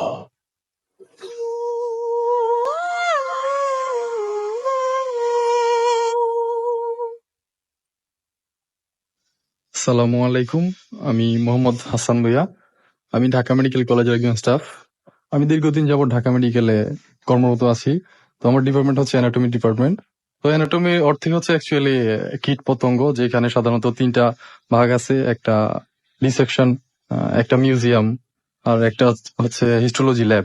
তো ডিসেকশন সেটাতে সাধারণত আপনার মানুষের মরা দেহ, যেটা স্টুডেন্টরা কাটাছিড়া করে ফার্স্ট ইয়ার সেকেন্ড ইয়ার, তারা কাটাছিড়া করে বিভিন্ন কিছু দেখে, কাজ টাজ করে। আর মিউজিয়াম হচ্ছে ওইখানে দেখা গেল যে বিকলাঙ্গ অনেক শিশু জন্ম নেয়, অনেক ধরনের সমস্যা থাকে, তো ওইগুলো সাজানো থাকে আর কি, মানুষের হাত, কাটা হাত, পা, তারপরে বিভিন্ন কিছু। তো যাই হোক, অ্যানাটমি ডিপার্টমেন্টে সাধারণত আমি আছি বিধায় অনেকদিন যাবতই দেখতে পাইতেছি বা জানি, সবাই জানে এখানে একটা প্রপ পরীক্ষা হয় ফার্স্ট ইয়ার সেকেন্ড ইয়ার, এটা হচ্ছে জানুয়ারি এবং জুলাইতে। তো আজকের প্রোগ্রামটা যেহেতু অ্যাকচুয়ালি ভূত এফএম, তো ভূতের গল্প, আমি আসলে আমার জীবনে একটা গল্প আছে, এটা কখনো কারোর সাথে শেয়ার করি নাই। যেহেতু আজকে জানতে যাচ্ছেন তো আপনাদেরকে বলি। তো গল্পটা হচ্ছে জুলাই মাস, বরাবরের মতোই প্রপ পরীক্ষা পরদিন সকালবেলা। তো আমরা সাধারণত, যেহেতু আমি ডিপার্টমেন্টের মোটামুটি একটা দায়িত্বে কাজ করি, তো আমাদের আগের দিন বা পরদিন সকালবেলায় সবকিছু রেডি থাকতে হয়। তো আমরা সকালবেলা সম্ভব হয় না বিধায় আগের দিন ঠিক করে রাখি সব। পরীক্ষার আগের দিন আমি একবার ভুল করলাম যে ফ্রেন্ডদের সাথে আড্ডা মারতে মারতে ঠিক 12:30 একটা বেজে যায় রাত। তো আমার হঠাৎ খেয়াল হয় যে পরদিন সকালবেলা পরীক্ষা, তো এখনো তো ঠিক করলাম না, কি করলাম, সকালবেলা তো ম্যাডামের ঝাড়ি খাইতে হবে। ঠিক সেই সময় সবকিছু বাদ দিয়ে রওনা দিলাম ডিপার্টমেন্টে যাব পরীক্ষার সব ইনস্ট্রুমেন্ট ঠিক করার জন্য। তো যাইতেছি, আমাদের ডিপার্টমেন্টে যাওয়ার পথটাই হচ্ছে মর্গ দিয়ে, তো মর্গ ক্রস করে ডিপার্টমেন্টে যাইতে হয়। তো কত 1:00 হবে টাইম, যাইতেছি হঠাৎ, আসলে এই কথা বলতে গেলে শরীরের পশম সবগুলো অটোমেটিক্যালি দাঁড়ায় যায়, অনেক ভয়ের ব্যাপার। তো আমার কাছে ভয়ঙ্কর লাগতেছে অবশ্য, এখনো বলতে গেলে কেমন মনে হয় জানি না আপনাদের কাছে কেমন লাগবে। তো যাইতেছি মর্গ ক্রস করে ডিপার্টমেন্ট এবং মর্গের মাঝামাঝি, হঠাৎ সামনে একটা ম্যানহোল, কোথা থেকে আসলো, সকালবেলাও আসছি ম্যানহোল দেখি নাই, এত রাতে একা, আশেপাশেও কেউ নাই, হঠাৎ ভয় পেয়ে গেলাম যে এখন ম্যানহোল কোত্থেকে আসলো। তো চিন্তা করতেছি ম্যানহোল, সামনের দিকে যাব, আচ্ছা ক্রস করে যাই। তো বাম পাশে ক্রস করতে যাই, তখন হঠাৎ আরেকটা ম্যানহোল। তখন চিন্তা করলাম, একটু ভয় লাগতেছে যে কি ব্যাপার, ম্যানহোল একটা দেখলাম মাত্র, আবার বাম পাশে যাবো তো আরেকটা ম্যানহোল। তখন আবার ডান দিকে যাই, তো ডান দিকে একটা 10 তলা বিল্ডিং। তো চিন্তা করলাম আসলে 2টা ম্যানহোল এইগুলো টপকায় যাওয়ার চেয়ে তার ম্যানহোল, এত রাতে ভয় লাগতেছে, তখন চিন্তা করলাম হয়তো 10 তলা বিল্ডিংটা টপকায় যাওয়া হয়তো অনেক বেশি সহজ হবে ম্যানহোলের চাইতে। কি করব, তখন ভাবলাম আজকে মনে আর যাওয়া হবে না, ভয় পাইতেছি, ঠিক আছে ঝাড়ি খাইলে খাবো, সকালবেলায় যাবে। পিছন দিকে ফিরতে যাই, তখন আরেকটা ম্যানহোল পিছনে, তো যাওয়ার কোনো রাস্তা নাই। তো একা এত রাতে ভয়ে কাঁপতে থাকি, কি করব। হঠাৎ ম্যানহোলের মধ্যে কি নড়াচড়া করতেছে, তো করতে করতে সবগুলা ম্যানহোল আমার দিকে আসতেছে, কাছাই আসতেছে, আর একটা করে হাত, প্রত্যেকটার মধ্যে হাতগুলো এরকম যে হাতের মধ্যে আসলে কঙ্কাল, তো কঙ্কালি আপনারা সবাই হয়তো চিনেন, তো এরকমই পচা গলা মাংস কঙ্কালের মধ্যে হালকা আছে, পয়সা পড়তেছে এরকম, আর এগুলো নড়াচড়া করতেছে, আমাকে ধরতে চাইতেছে, আমার মনে হইতেছে এরকম। তো আমি চিন্তা করতেছিলাম কি করা যায়, ভয় পাইতেছি, কাউরে বলারও সাহস পাইতেছি না, আশেপাশে কেউ নেই, চিৎকার করলে লাভ হবে না, তো মনে একটু সাহস জোগানোর চেষ্টা করি, কিন্তু কাজ হয় না। হঠাৎ একটা ম্যানহোল আমার সামনে চলে আসে, আর একটা হাত আমার পা চেপে ধরে। তো সাধারণত হাতটা যখন চেপে ধরে তখন বুঝতে পারি যে আসলে মানুষের সাধারণ হাত হইলে একরকম, এটা ঠান্ডাও না গরমও না, কেমন একটা অনুভূতি, খুব ভয়ঙ্কর। তো হঠাৎ টান দিয়ে আমাকে ম্যানহোলের মধ্যে ফেলে দেয়, তারপর আমি সেন্সলেস হয়ে যাই, বুঝতে পারি না কিছু আর। যখন আমার জ্ঞান ফিরে তখন আমি দেখতে পাই যে আমি অ্যানাটমির ডিসেকশনে, যেখানে সাধারণত একটা বেডে শুয়ে আছি, যে বেডটাতে মরা লাশ কাটা হয়, স্টুডেন্টরা কাইটা ড্রেসিং করে বা করে আপনার ডিসেকশন করে শিখে। তো আমি ওইটাতে শুয়ে আছি, অনেক ভয় পাইতেছি, কি ব্যাপার আমি এখানে কেন। সেই সময় দেখলাম আমার হাত পা বাঁধা, আমি নড়াচড়া করতে পারতেছি না, চিৎকার করতেছি, আমার ভেতর থেকে কথা বের হইতেছে না, কোনো শব্দ হইতে পারতেছে না। তো পাশে মালিক চাচা দেখলাম ছুরি কাঁচি সবকিছু যেগুলো সাধারণত ওই মরা লাশের জন্য নিয়ে আসে, ড্রেসিং করার জন্য, ডিসেকশন করার জন্য স্টুডেন্টদেরকে দেয়, সেটা আমাকে দিল, আমার এখানে পাশেই না রাখলো বেডের মধ্যে। তো বেডের মধ্যে রাখছে, রাখার পরে উনি চলে গেল। চলে যাওয়ার পরে আমাদের ডিপার্টমেন্টের পুরনো যে ম্যাডাম সাবিহা ম্যাডাম ছিল, সেই ম্যাডাম আসলো। ম্যাডামকে চিনতে পারি, কিন্তু ম্যাডাম ঠিক আছে, বাট একটু অদ্ভুত টাইপের মনে হইতেছে, বাট ম্যাডাম কিন্তু চেহারা মিল আছে, পুরোপুরি না, বুঝতেছি যে সাবিহা ম্যাডাম। তো উনি কাছে আসলো, আসার পরে আশেপাশে স্টুডেন্ট আসতেছে, তো স্টুডেন্ট সবাই অ্যাপ্রন পরা, বাট আসলে এরা স্টুডেন্ট না। আমি তখন বুঝতে পারছি যে আসলে মানুষ না, অদ্ভুত, কারো চোখ 2টা, কারো 3টা, বা কারো একটাই চোখ, আমাদের 10টা চোখের সমান, অনেক বড় টাইপের চোখ। তো আমি খুব ভয়ে কাঁপতে থাকি, কি করব। আমি চিৎকার করতেছি, আমার কথা কেউ শুনতেছে না। তো সব জানলা দিয়ে দরজা বিভিন্নভাবে টপকায়, বিভিন্নভাবে আসতেছে এরা। তো এরা যেভাবে আসতেছে সাধারণত আমাদের মতো মানুষ আসতে পারবে না, ভূত আসতেছে মনে, তখন বুঝলাম যে এরা আসলে ভূত। সবাই আমার পাশে এসে দাঁড়াইলো, চারোদিকে যেভাবে স্টুডেন্টরা সাধারণত একটা মরা বডি বা কঙ্কালের পাশে দাঁড়ায়। তো হঠাৎ এই সময় ম্যাডাম আসলো, আমাদের ডিপার্টমেন্টের হেড অফ দ্য ডিপার্টমেন্ট শামিমারা ম্যাডাম, ওনাকে চিনলাম যে উনি এসা সাবিয়া ম্যাডামকে বলতেছে, কি ক্লাস করাও, স্টুডেন্টরা তো ভালো পরীক্ষায় রেজাল্ট করতে পারে না, ভালোভাবে ক্লাস নিবা, ভালোভাবে শিখাবা।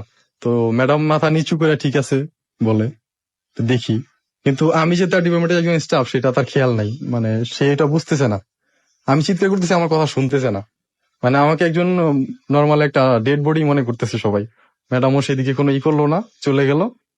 পরে এই সময় সাবিয়া ম্যাডাম বললো, ঠিক আছে তোমরা সবাই, আজকে তোমাদেরকে যেটা শিখাবো সেটা হচ্ছে, আমাদের এখানে এখন যেটা আছে সেটা হচ্ছে একটা মানুষ, আমরা তো আসলে কেউ মানুষ, আমরা সবাই ভূত। তো ভূতের মানুষের মধ্যে তেমন কোনো তফাৎ নাই, শুধু একটাই তফাৎ, মানুষের ভিতরে 4টা প্রকোষ্ঠ থাকে, আর ভূতদের একটা বেশি, যেটাতে শুধুই ভালোবাসা থাকে। তো ঠিক আছে, ভালোবাসা থাকে, আজকে তোমাদেরকে আমরা মানুষ শিখাবো, মানুষরা তো অনেক নিষ্ঠুর, তো আমরা তো মানুষদের মতো তো নিষ্ঠুর না, আমরা সেরকম কিছু, তাই আমরা ভূত কখনো কেটে দেখাবো না, আমরা একটা মানুষকে দেখাবো। তো ঠিক আছে, মালিক চাচাকে ডাকলো, ইনস্ট্রুমেন্ট গুলা বুঝাই দিল, দেওয়ার পরে সে বললো, আজকে আমরা হাত করবো, ডিসেকশন করবো, হাতের আর্টারি, ভেইন, নার্ভ টার্ভ সবকিছু দেখাবো, এগুলার কি। তারপরে সে আমার হাতটা টেনে নিয়ে ড্রেসিং করতে থাকে, ডিসেকশন করে হাতটা কাটে, তখন আমি আর বুঝতে পারি না। তারপর যখন আমার হাতটা ড্রেসিং করে আমি সেন্সলেস হয়ে যাই, তো হঠাৎ আমি যখন আবার জ্ঞান ফিরে আসে তখন আমি দেখি অ্যানাটমির ইসেতে শোয়া, বারান্দায় শোয়া, মানে আমাদের মিউজিয়াম আর ডিসেকশনের যে বারান্দাটা আছে ওটার মাঝামাঝি শোয়া, হাতে ব্যান্ডেজ, আশেপাশে আপাতত কেউ নাই। কি ব্যাপার, আমি এখানে শোয়া, হাতে ব্যান্ডেজ কেন? তখন কিছু মনে থাকে না। তো আমার তখন ওই কথাটা কল্পনা হয় যে আমি এরকম কিছু দেখছি বা এরকম কিছু হয়েছিল, ওই পর্যন্ত মনে আছে। তারপরে আমি লজ্জায় ঘটনাটা কাউকে বলি না, সবাই জিজ্ঞেস করে কি ব্যাপার, হাতে ব্যান্ডেজ কেন, এই সে। আমি সবাইকে বলি যে আসলে ছিনতাইকারী করছে, ছিনতাইকারী ধরছিল, তাই কোপ দিছিল, কেটে গেছে। তো লজ্জায় কাউকে বলি না, কারণ সবাই আমাকে ভালো দেখছে। এখন যদি উল্টা পাল্টা কিছু সবাই ভাববে উল্টা, আসলে ঘটনাটা যে সত্য কাউকে বুঝাইতে পারতেছি না। তারপর এটা চিন্তা করলাম। তো আপনি যদি হয়তো বিশ্বাস করবেন না ঘটনাটা, আসলে আপনি কি ভাবতেছেন আমি জানি না। আপনি দেখতে পারেন এই যে এখন আমার হাতের মধ্যে সেই কাটা দাগটা রয়ে গেছে, এই যে দেখেন এখানে, এই থেকে এই পর্যন্ত কি অবস্থা ঘুরছে। আসলে কল্পনা যে এত বড় বাস্তব হয়ে যায়, এটা মানে অকল্পনীয়। আমাকে দেখলে হয়তো আপনারা বিশ্বাস করতেন, হয়তো শুনলে অনেকে অবিশ্বাস করতে পারে, কিন্তু আমি নিজেই ভয় পাই, নিজে লজ্জাও পাই, ভয়ও পাই যে কি হইলো। তারপর থেকে আমি আর কখনো ওই ডিপার্টমেন্টে রাতের বেলা যাই না, কখনোই যাই না, এখনো পর্যন্ত যাই না। আমার কাজ এখন যা হবে সব দিনে, যে বাঁচি আর মরি, চাকরি থাক বা না থাক, জীবন থাক এই দিনের বেলা। তো এটা হচ্ছে আমার জীবনের মানে বাস্তব ঘটনা, যেটা আমি নিজেই প্রমাণ। তো আর আরেকটা ঘটনা আছে যেটা বলতে গেলে অ্যাকচুয়ালি যদিও আমার নিজের না, তারপরে যেহেতু ডিপার্টমেন্টে আছি, ডিপার্টমেন্টের অনেক ইতিহাস অনেকে জানে, তো আমিও এসে শুনছি, যদিও নিজের চোখে দেখি নাই। তো আমাদের হিস্টোলজি যে ল্যাবটা প্রথমে আপনাদেরকে বলছিলাম যে ল্যাব আর একটা ভাগ আছে ডিপার্টমেন্টের, তো সেই ল্যাবে সাধারণত স্লাইডের কাজ হয়, যেখানে ছোট ছোট টিস্যু কালেক্ট করে। এখানে অনেক ধরনের টিস্যু থাকে যেটা স্লাইডে সংগ্রহ করে। তো টিস্যুগুলা এর মধ্যে অনেক কিছু আছে, যেমন লিভার আছে, কিডনি আছে, স্টোমাক আছে, টোটালি মানুষের শরীরের বিভিন্ন কিছুই, বোনস থেকে হাড্ডি থেকে শুরু করে সবকিছুই। তো ওইগুলা সাইডে করে কভার স্লিপ দিয়ে আটকে আমরা মাইক্রোস্কোপে দেখতে হয়। মাইক্রোস্কোপ অনুবীক্ষণ যন্ত্র আপনারা সবাই চিনেন, সেটাতে দেখতে হয়। তো আমাদের এখানে এক চাচা কাজ করতো, তো কাজ করতো সবসময়, সে কাজ করতো রুমের মধ্যে, দেখাশোনা করতো। তো একটা স্লাইড এক কর্নারের মধ্যে পড়া, তো সে সবসময় স্লাইডটা দেখছে, অনেক সময় উঠাইতে গেছে কিন্তু হাতের সাথে আসে না, তার কাছে অনেক ওয়েট মনে হয়েছে বা আসতে চায় না, এরকম কিছু মনে হয়েছে। তো সবসময় সে যায়, এটাকে নিয়ে আসতে চায় কিন্তু হয় না। তো হয় না, এভাবে ট্রাই করতে থাকে। স্লাইড যেই জিনিসটা, আসলে অনেকে হয়তো স্লাইড সম্বন্ধে এক্সপিরিয়েন্স নেই যে স্লাইড জিনিসটা কি। তো স্লাইড হচ্ছে সাধারণত এগুলা সাইন্টিফিক ল্যাবে থাকে, অনুবীক্ষণ যন্ত্র, যেহেতু এটার তো কোনো না কোনো কাজ আছে। তো অনুবীক্ষণ যন্ত্রে দেখতে হলে যে জিনিসটা করতে হয় সেটা হচ্ছে ছোট একটা কাঁচের টুকরা, সেটার ভিতরে ছোট টিস্যু, মানুষের যেমন আপনার চামড়া হইতে পারে, চোখের কোনো অংশ হইতে পারে, বা হাড্ডি হইতে পারে, সেটা ছোট অংশ, ওইটাকে মানে স্টেইনিং করা হয়, মানে ওইটাকে বিভিন্ন প্রক্রিয়াধীন করে তারপরে মাইক্রোস্কোপে দেখার উপযোগী করতে হয়। অনেক কালার ইউজ করে ওটার মধ্যে, যেমন লাল আছে বা ব্লু হইতে পারে, নীল এরকম হইতে পারে। তো সেটা দেওয়ার পরে তারপর ওইটা একটা ছোট আরেকটা অংশ আছে, সেটাকে কভার স্লিপ বলা হয়। ওই কাঁচের টুকরাটার উপরে টিস্যুটা দেওয়ার পরে তারপর কভার স্লিপ দিয়ে আটকানো হয়। তো আটকানোর পরে ওইটা গাম থাকে, ওইটা অ্যাড হয়ে যায়। পরে এটা মাইক্রোস্কোপে অনেক সুন্দরভাবে দেখা যায়, যেহেতু মাইক্রোস্কোপের কাজ হচ্ছে ছোট জিনিসকে বড় দেখানো। তো ছোট সেলটা হইলো এটাকে অনেক বড়, এবং কি ভিতরে কি আছে টোটালি সব দেখা যায়। তো যাই হোক, চাচা সেটাকে একদিন যেহেতু উঠাইতে পারতেছে না, ওইটা নিয়ে কখনো ফোর্স করে নাই, তো হঠাৎ আরেকদিন কি মনে করে এটা থেকে উঠাইতে গেল, কিন্তু পারতেছে না কেন, তখন তার রাগ উঠলো যে আমি কেন পারতেছি না, আজকে এটা উঠাবোই। তো সে জোরপূর্বক এটাকে উঠায়, তারপর সে চিন্তা এটাকে পরিষ্কার করে, তারপর মাইক্রোস্কোপে দেখার জন্য এটাকে সেট করে, তারপর সে মাইক্রোস্কোপে চোখ দেয়। চোখ দিয়ে যখন দেখতেন তখন থেকে ভিতর গিয়ে একটা নড়াচড়া করতেছে। টিস্যু তো নড়াচড়া করার কথা না, যেহেতু এটা অনেক আগে মৃত, এটাকে অনেক করার পরে এসিডের মারা গেছে। তো নড়াচড়া করতে থাকে, এটা ধীরে ধীরে অনেক বড় হইতে থাকে, বড় হয়ে এক পর্যায়ে এটা কভার স্লিপ ফাইটা তারপরে আইপিস দিয়ে, যেটা মাইক্রোস্কোপের সাধারণত চোখের কাছে থাকে, ওই অংশটাকে আইপিস বলা হয়। তো আইপিস ভেদ করে এটা তার চোখের ভিতরে চলে আসে, তারপর চোখ ভেদ করে আবার সাইড দিয়ে বের হয়ে যায়, ছোট একটা ফুটা হয়ে বের হয়ে যায়। তো বের হয়ে যাওয়ার পরে সে তখন থেকেই মানে একটু অন্যমনা হয়ে যায়, নর্মাল মানুষের যে একটা সেন্স থাকে সেরকমটা তার ভিতরে থাকে না। তো হঠাৎ সে আনমনা হয়ে যায়, সে বুঝতে পারে না আসলে কি হইলো, এরকম তো হওয়ার কথা না। তো যেহেতু তার চাকরি শেষ পর্যায়ে ছিল, তখন সে চিন্তা করতে আর চাকরি করবো না, এখানে যেহেতু এরকম হইলো, জীবন থাকতে চলে যায়, হয়তো একদিন জীবন চলে যেতে পারে, সেও কাউকে লজ্জা এটা বলে না। পরে সে চাকরি থেকে রিটায়ার্ড নেওয়া চলে যায়। যাই হোক, চলে যাওয়ার পরে তো এই হচ্ছে আর কি তার কাহিনীটা। আসলে এটা যদিও বাস্তব কাহিনী, আমি নিজের চোখে দেখি নাই, সবাই জানে সাধারণত ডিপার্টমেন্টের। তো চাচা কাউকে লজ্জায় বলে নাই, কিন্তু সে চিন্তা করলে এখন তো চলে যাব, আর সমস্যা নাই, তো ঠিক আছে যাওয়ার আগে অন্তত একজনকে বলে যাই যেন পরবর্তীতে তারা একটু সাবধানতা অবলম্বন করে। তো সে যখন যায় তখন ডিপার্টমেন্টের সবাইকে বলে যায় যে আসলে এরকম কিছু একটা আমার জীবনে হয়েছে, আমি সেই কারণে অ্যাকচুয়ালি চলে যাচ্ছি, কাউকে বলতে পারতেছি না, তো তোমরা একটু সাবধান ইটি করো। তখন সে বলে যায়, সেই থেকে কথাটা সাধারণত ছড়ায় যায়। এই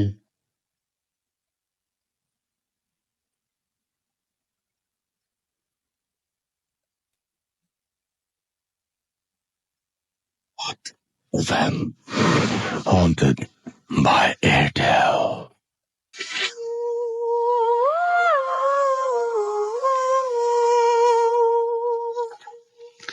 শুনছেন সবসময় রেডিও ফুর্তি, চলছে ভূত এফএম হন্টেড বাই এয়ারটেল। আমি রাসেল আছি, সাথে আমার সাথে রয়েছে মাসুম এবং আজকের অতিথিরা। একটা ফাইল শুনছিলাম, অডিও ক্লিপ শুনছিলাম, যেটা সংগ্রহ করেছে আমাদের আউটডোর ব্রডকাস্টার সাদ। এবং এখন আবারও চলে আসবো আমাদের ঘটনায়, এবং আমাদের সঙ্গে আজকে যে অতিথিরা আছে তাদের কাছ থেকে আমরা ঘটনা শুনবো। তার আগে বেশ কিছু SMS অলরেডি আমার কাছে চলে এসছে, সেই SMS গুলো পড়ে ফেলতে চাই। আমি দেখতে পাচ্ছি যে আমার কাছে SMS করছেন এই মুহূর্তে জাহিদ, এবং আমাদেরকে SMS করছেন শুভ জুবায়েদ, আমাদেরকে SMS করছেন। এছাড়াও দেখতে পাচ্ছি অর্ণব, এবং তিনি বলছেন যে ভূত এফএম মেন্স এন্টারটেইনমেন্ট। আচ্ছা, থ্যাংক ইউ। আমাদেরকে পাপড়ি SMS করেছেন ভূতের গলি থেকে, SMS করেছেন শোভন মিরপুর 1 থেকে, কণিকা আমাদের SMS করেছেন। এছাড়াও হৃদয় উত্তরা থেকে আমাদের SMS করেছেন, নিহাদ আমাদের SMS করেছেন, মেডিকেল স্টোরিগুলো সবসময় অসম হয় সেটা তিনি লিখেছেন। তাহসিন খান আমাদের SMS করেছেন। আপনাদের যদি সত্যি মানে এরকম ঘটনা ভালো লাগে, তাহলে যারা এইসব ধরনের ঘটনাগুলো জানেন বা এক্সপিরিয়েন্স করেছেন তাদেরকে আপনারা উৎসাহিত করতে পারেন আমাদের ব্যাপারে। তারা এসে সরাসরি আমাদের এখানে কিন্তু শেয়ার করতে পারে তাদের ঘটনাগুলো। এছাড়া আমাদেরকে ন্যান্সি SMS করেছেন আমাদেরকে দেখতে পাচ্ছি ব্র্যান্ড বস। এছাড়াও রবিন আমাদের SMS করেছেন, এবং আমাদেরকে SMS করেছেন নাহিদ নীলক্ষেত থেকে, এবং নীলক্ষেত ঢাকা ইউনিভার্সিটি থেকে। ইকবাল আমাদেরকে SMS করেছেন জাহাঙ্গীরনগর ইউনিভার্সিটি থেকে, এবং আমাদেরকে SMS করেছেন, তিনি বলছেন যে ঘটনাটা অস্থির ছিল। ওকে। ইমরোজ আমাদের SMS করেছেন আমাদেরকে মামুন, SMS করেছেন জান্নাত, লিখেছেন আই লাভ ভূত এফএম। সিয়াম আমাদের SMS করেছেন আমাদেরকে রাব্বি। এছাড়া আমাদেরকে মামুন SMS করেছেন মৃত্তিকা খুলনা থেকে। শান্ত আমাদের SMS করেছেন গাবতলী থেকে। এছাড়াও খালিদ আমাদের SMS করেছেন খিলক্ষেত থেকে। এছাড়াও সোনিয়া কুমিল্লা থেকে SMS করেছেন। মোমো আমাদের SMS করেছেন মুন্না, সাকিব সহ আরো অনেকে। আপনি যদি SMS করতে চান তাহলে মোবাইলের মেসেজ অপশনে গিয়ে টাইপ করুন ফুর্তি, FORTI ফুর্তি, স্পেস দিয়ে আপনার নাম, স্পেস দিয়ে আপনার মেসেজ পাঠিয়ে দিন 9840 নাম্বারে। সবসময় যে ঘটনা আপনাকে এক্সপিরিয়েন্স করতে হবে তার কোনো মান নেই। আপনি অন্য কারো ঘটনাও কিন্তু আমাদেরকে অবশ্যই পাঠিয়ে দিতে পারেন। কারো কাছ থেকে শোনা ঘটনা, সেটা আপনার রিলেটিভ হতে পারে, আপনার ফ্রেন্ডস হতে পারে, আপনার পরিচিত কেউ হতে পারে, কোনো সমস্যা নেই।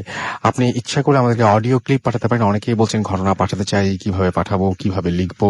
আপনারা কিন্তু বাংলায় ঘটনা লিখতে পারেন, ইংরেজি অ্যালফাবেট ব্যবহার করে আপনারা কিন্তু চমৎকার ভাবে ঘটনাটি লিখে দিতে পারেন। এছাড়া আপনারা বাংলাতে লিখতে পারলে তো খুবই ভালো, বাংলাতেও লিখতে পারেন, এবং সেটা আপনি সেই ওয়ার্ড ফাইলটি আপনি অ্যাটাচ করে পাঠিয়ে দিতে পারেন আমাদেরকে আমাদের ইমেইলের মাধ্যমে। এবং আমাদের ইমেল অ্যাড্রেসটি নিশ্চয়ই আপনাদের জানা রয়েছে, তারও পরে একবার স্মরণ করে দিই, bhutfm@radiofurti.fm, which is BHOOTFM@RADIOFOORTI.FM। এটা হচ্ছে আমাদের অ্যাড্রেস। আর সেই সাথে আমি জানিয়ে দিচ্ছি যে এই মুহূর্তে ঘড়িতে সময় দেখতে পাচ্ছি 1:06, এবং আনফর্চুনেটলি যদি আজকের এই এপিসোডটি কেউ মিস করে ফেলেন তাহলে আবারও শুনতে পারবেন। সেজন্য আপনি যেটা করতে হবে, আপনাকে আপনার এয়ারটেল নাম্বার থেকে ডায়াল করতে হবে 4040, সিলেক্ট করতে হবে চ্যানেল 22। দেখবেন যে একের পর এক বিভিন্ন এপিসোডের অপশন আপনাকে দেওয়া হচ্ছে। যে এপিসোডটি আপনি মিস করেছেন বা যে এপিসোডটি আপনি পুনরায় শুনতে চান সেটা আপনি সেখান থেকে শুনতে পারবেন। এছাড়াও আপনি যদি চান যে ভূত এফএম টিউনটি আপনার কলার টিউন, যেটা মাসুম এখন প্লে করছে, বা মাই টিউন হিসেবে সেট করে ফেলতে চান, যেটা আমরা প্লে করছি এই টিউনটি, তাহলে আপনাকে যেটা করতে হবে সেটা হচ্ছে আপনাকে এই টিউনটির কোড নাম্বারটি মনে রাখতে হবে। The code is 92125। আপনি আপনার মোবাইলের মেসেজ অপশনে চলে যান এবং সেখানে গিয়ে টাইপ করুন সিটি স্পেস দিয়ে আপনি কোড নাম্বারটি লিখুন, হুইচ ইজ 92125, এবং SMS টি সেন্ড করে দিন 3123 নাম্বারে। ব্যাস, এই টিউনটি আপনার হয়ে যাবে। আর কথা না বাড়িয়ে আমরা ঘটনায় চলে যেতে চাই, এবং আমাদের সঙ্গে আজকে আবারও একটা ঘটনা বাকি ছিল, সেই ঘটনার জন্য আবারও আরিফিন আমাদের সাথে জয়েন করেছেন। আরিফিনের কাছে আমরা চলে যাব এবং তার সেই শেষ ঘটনাটি আমরা শুনবো। Thank you, Russell bhai. Hi listeners, this is Arifin. আজকে আমি ছোট্ট একটি ঘটনা বলবো, তার আগে একটু ছোট করে বলে নিতে চাচ্ছি যে অনেক সময় ছোটখাটো অনেক ঘটনার দ্বারা আমরা অনেক অবসেসড হয়ে যাই। যেমন লাস্ট টাইম যখন ভূত এফএম থেকে কাহিনী বলে আমি যখন নেমে যাচ্ছিলাম সিঁড়ি দিয়ে, এখানে 3-4টা ফ্লোর, খুব অন্ধকার থাকে সিঁড়িতে। তো অনেকে অনেক ধরনের কথা বলতো এর আগে যে বুকে একটু চাপ চাপ লাগে, একটু অন্যরকম ফিল হয়। তো লাস্ট যেটা হলো, লাস্ট যেদিন আমি নেমে যাচ্ছিলাম 2টার দিকে, আমি এই অন্ধকারের মধ্যেই নেমে যেতে যেতে আমার একটু ভয় ভয় লাগছিল সিঁড়িতে, বেশ ভালো ভয় লাগছিল। 4টা ফ্লোর পুরো ঘুটঘুটে অন্ধকার ছিল। তো একদম নিচের দিকে গিয়ে দেখলাম যে নিচে একজন দারোয়ান থাকেন, গার্ড থাকেন। ওনাকে আমি সিঁড়ি দিয়ে দেখলাম, জাস্ট উকি দিয়ে দেখলাম যে উনি সিঁড়ি দিয়ে নেমে যাচ্ছেন। ওনাকে দেখে আমার বেশ তখন সাহস ফিরে আসে, আমি তাড়াতাড়ি হাঁটতে থাকি। তো যখন 3rd ফ্লোর থেকে ওনাকে দেখলাম, নিচে গিয়ে যখন আমি গ্লাস ডোর খুলে বের হব, বের হয়ে দেখি উনি ঘুমাচ্ছেন বাইরে। তো আবারও আমি দেখলেন, আবারও তাকে দেখলেন আর কি। Right, Okay. তো আমি নিজেকে জাস্ট এটাই বুঝাই যে এটা আমার জাস্ট ব্রেইনের তৈরি করা একটা, আমার কিছু একটা মুক্তির আর একটা কি। পথ ছিল। আচ্ছা, তো ওটা দেখে আমার সাহস ফিরে আসে। তো এরপরে আমি গাড়িতে উঠি, গাড়ি স্টার্ট দিই। কখনো এরকম হয় না, আমার গাড়ির সবকিছু ওকে, 2003 মডেল। গাড়ি স্টার্ট দিই, গাড়ি স্টার্ট হচ্ছে না। তো গাড়ি স্টার্ট হচ্ছে না, অনেকক্ষণ ওয়েট করি, দারোয়ান এসে তারপর পাশে দাঁড়ায়। বেশ সময় নিয়ে ধীরে সুস্থে স্টার্ট করে আমি আবার গাড়ি চেক করি, সবকিছু ঠিক ছিল। তো এরপরে যাই হোক, অনেক দেরি হয় আমার এখান থেকে লিভ। এটা এই জন্য বললাম যে অনেক সময় এত অবসেসড হয়ে যাই আমরা যে ছোটখাটো বিষয়গুলা, বা ব্রেইনও হয়তো তখন আমাদের নিয়ে একটু খেলা করে, যেগুলো সাইকোঅ্যানালিটিক্যালি ব্যাখ্যা করা যায়। তো আজকে আমি যে ছোট্ট কাহিনীটা বলবো, আমার জীবনে ঘটে যাওয়া একটা কাহিনী, যেটার আসলে সেরকম কোনো সরাসরি ব্যাখ্যা আমি পাইনি, তৈরি করতে পারিনি। তো ঘটনাটা হচ্ছে আমার গ্রামের বাড়ি, আমার নানা বাড়ি কুমিল্লা, দৌলতপুর থানা, তার পাশেই হচ্ছে চাপাপুর গ্রাম। তো আমাদের গ্রামটা হচ্ছে দৌলতপুর গ্রাম। তো অনেকদিন আগে, এটা 97-98 সালের কাহিনী। তো তখন চাপাপুর গ্রামে যে স্থানীয় যে মসজিদটা ছিল, ওই মসজিদে খুব পরহেজগার একজন ইমাম সাহেব ছিলেন। যে কোনো কারণে হোক, ওনার নামটা আমার ঠিক মনে নেই। তো 97-98 সালের দিকে উনি মারা যান, এবং মারা যাবার আগে, ঠিক আগে আগে উনি বলে যান যে ওনার পরবর্তীতে যিনি এই মসজিদের ইমাম হবেন, তিনি পাঞ্জাব থেকে আসবেন এবং একটা লোক আসবেন, উনার জানাজার নামাজ পড়াবেন। পড়ানোর পরে উনাকেই যেন এই মসজিদের ইমামতি করতে দেয়া হয়, এই আবদারটা উনি রেখে উনি মারা যান। যেদিন উনি মারা যান, দুপুর পর্যন্ত অপেক্ষা করা হয়। গ্রামের মানুষের শোনা কথা, গ্রামের মানুষ বলে যে ওই দিন দুপুরবেলা ঠিক জোহরের আগে আগে একজন ইমাম সাহেব আসেন, এবং এসে উনি দাবি করেন যে উনি অনেক দূর থেকে এসছেন। কোথা থেকে আসছেন কিছুই কেউ জানে না, অনেক দূর থেকে আসছেন, ইমাম সাহেবের ডাকেই এসছেন। এক্স ইমাম সাহেব যিনি ছিলেন, তো উনার জানাজার নামাজটা উনি পড়াবেন। তো যথারীতি উনি সেই জানাজার নামাজ পড়ান, এবং পড়ানোর পর থেকে গ্রামের মানুষ উনাকে আবদার করেন যে আপনি এই মসজিদের ইমামতি করেন, আমাদের ইমাম সাহেব বলে গেছেন এরকম এরকম আপনার ব্যাপারে। তো উনি রাজি হয়ে যান। এখানে একটা বিষয় লক্ষণীয় ছিল যে ওনার কোনো পরিবার ছিল না ওনার সাথে, ওনার চেনা পরিচিত কেউ ছিল না। উনি ম্যাক্সিমাম টাইম উর্দুতে কথা বলতেন, মাঝে মাঝে বাংলায় কথা বলতেন। তো ঘটনার শুরু আরো পরে, আমি যখন আমার গ্রামে বেড়াতে যাই, তখন আমি কলেজে পড়ি, 97-98 সালে গ্রামে বেড়াতে যাই। তো আমার নানার বাড়ির পাশে আরেক নানার বাড়ি, ওই নানার ঘরে আমার সম্পর্কে মামা হয় একজন ছিল, রাশেদ নাম। তো আমরা তুই তুই করে ডাকতাম, প্রায় সমবয়সী ছিলাম। তো মামাও আমাকে মামা বলে ডাকতো, আমিও মামা বলে ডাকতাম। তো মামার কাছ থেকে শুনতে পারি যে ওই ইমাম সাহেব যিনি নতুন এসছেন, উনার মধ্যে কিছু অলৌকিক ক্ষমতা আছে। কিরকম ক্ষমতা? উনি প্রায় সময় এরকম ঘটছে ইদানিং যে কেউ মারা যাবার ঠিক আগে আগে উনি ওই জায়গায় পৌঁছে যান, উনার বাড়িতে পৌঁছে যান, বা উনি যেই জায়গায় থাকেন ওখানে পৌঁছে যান। পৌঁছে উনাকে তওবা করান, সূরা টুরা পড়েন, তওবা করান, এবং তারপরে ওখানে অপেক্ষা করেন। কিছুক্ষণের মধ্যে দেখা যায় যে ওই লোকটা মারা যায়, এবং ইমাম সাহেব সূরা পড়তে থাকেন, সূরা শেষ করে উঠে চলে আসেন। তো আমি ঘটনাটা শুনে প্রথম উড়িয়ে দিই, জাস্ট হেসে উড়িয়ে দিই। তার মানে আপনি বলতে চাচ্ছেন যে কেউ মারা গেলে উনি টের পান যে কেউ মারা যাচ্ছে, উনি টের পেয়ে যাচ্ছেন, আচ্ছা। এবং আগে আগে ওখানে পৌঁছে যাচ্ছেন। তো আচ্ছা। এই ঘটনাটা অল্প 2-3টা ঘটনা এরকম ঘটার পরে গ্রামবাসী একটু রিভল্ট করে বসে। গ্রামবাসী উনাকে ঠিকভাবে মেনে নিতে পারে না। উনি যখন আসছে তখন গ্রামবাসী একটু প্রতিবাদী হয়ে ওঠে, উনাকে ঢুকতে দেয় না বাসায়। এরপর যেটা হতো, উনিও জিনিসটা টের পেয়ে যান যে উনাকে ঠিক সেভাবে আর অ্যাক্সেসটা দেয়া হচ্ছে না গ্রামে বাসায়। তো উনি যেটা করতেন, উনি দূরে হয়তো দেখা যাচ্ছে কারো উঠানে বসে সূরা পড়তে থাকেন, এবং বেশ জোরে জোরে সূরা পড়তে থাকেন, এবং ইন দ্য মিন টাইম ওই বাড়িতে বা ওই জায়গায় কেউ একজন মারা যাচ্ছে, ঘটনাটা ঘটতে থাকে। তো এরকম 2-4টা ঘটনা ঘটার পরে আমি যেবার বেড়াতে যাই, বেড়াতে গিয়ে ঘটনাটা শুনি যে এই এই ব্যাপার এগুলো ঘটছে। তো মামা আমাকে বলে যে চল আমরা একটু দেখি, একটু খোঁজ নিয়ে দেখি কি করা যায়, একটু দেখি কি হচ্ছে আসলে ব্যাপারগুলা কি। তো এরকম মারা গেছে এরকম একজনের বাড়িতে আমরা যাই, আমাদের সম্পর্কে চাচি হয়, চাচা মারা গিয়েছিলেন, এরকম উনি এসেছিলেন, এসে এই ঘটনাটা ঘটেছিল। তো চাচির সাথে কথা বলি কি হয়েছিল কি এই পুরো ব্যাপারটা একই। তো চাচি যেটা এক্সট্রা বলে এতটুকু যে চাচি ওই সময় চাচার মাথার কাছেই বসা ছিল, ইমাম সাহেব আসেন ওনাকে তবা টবা পড়ান।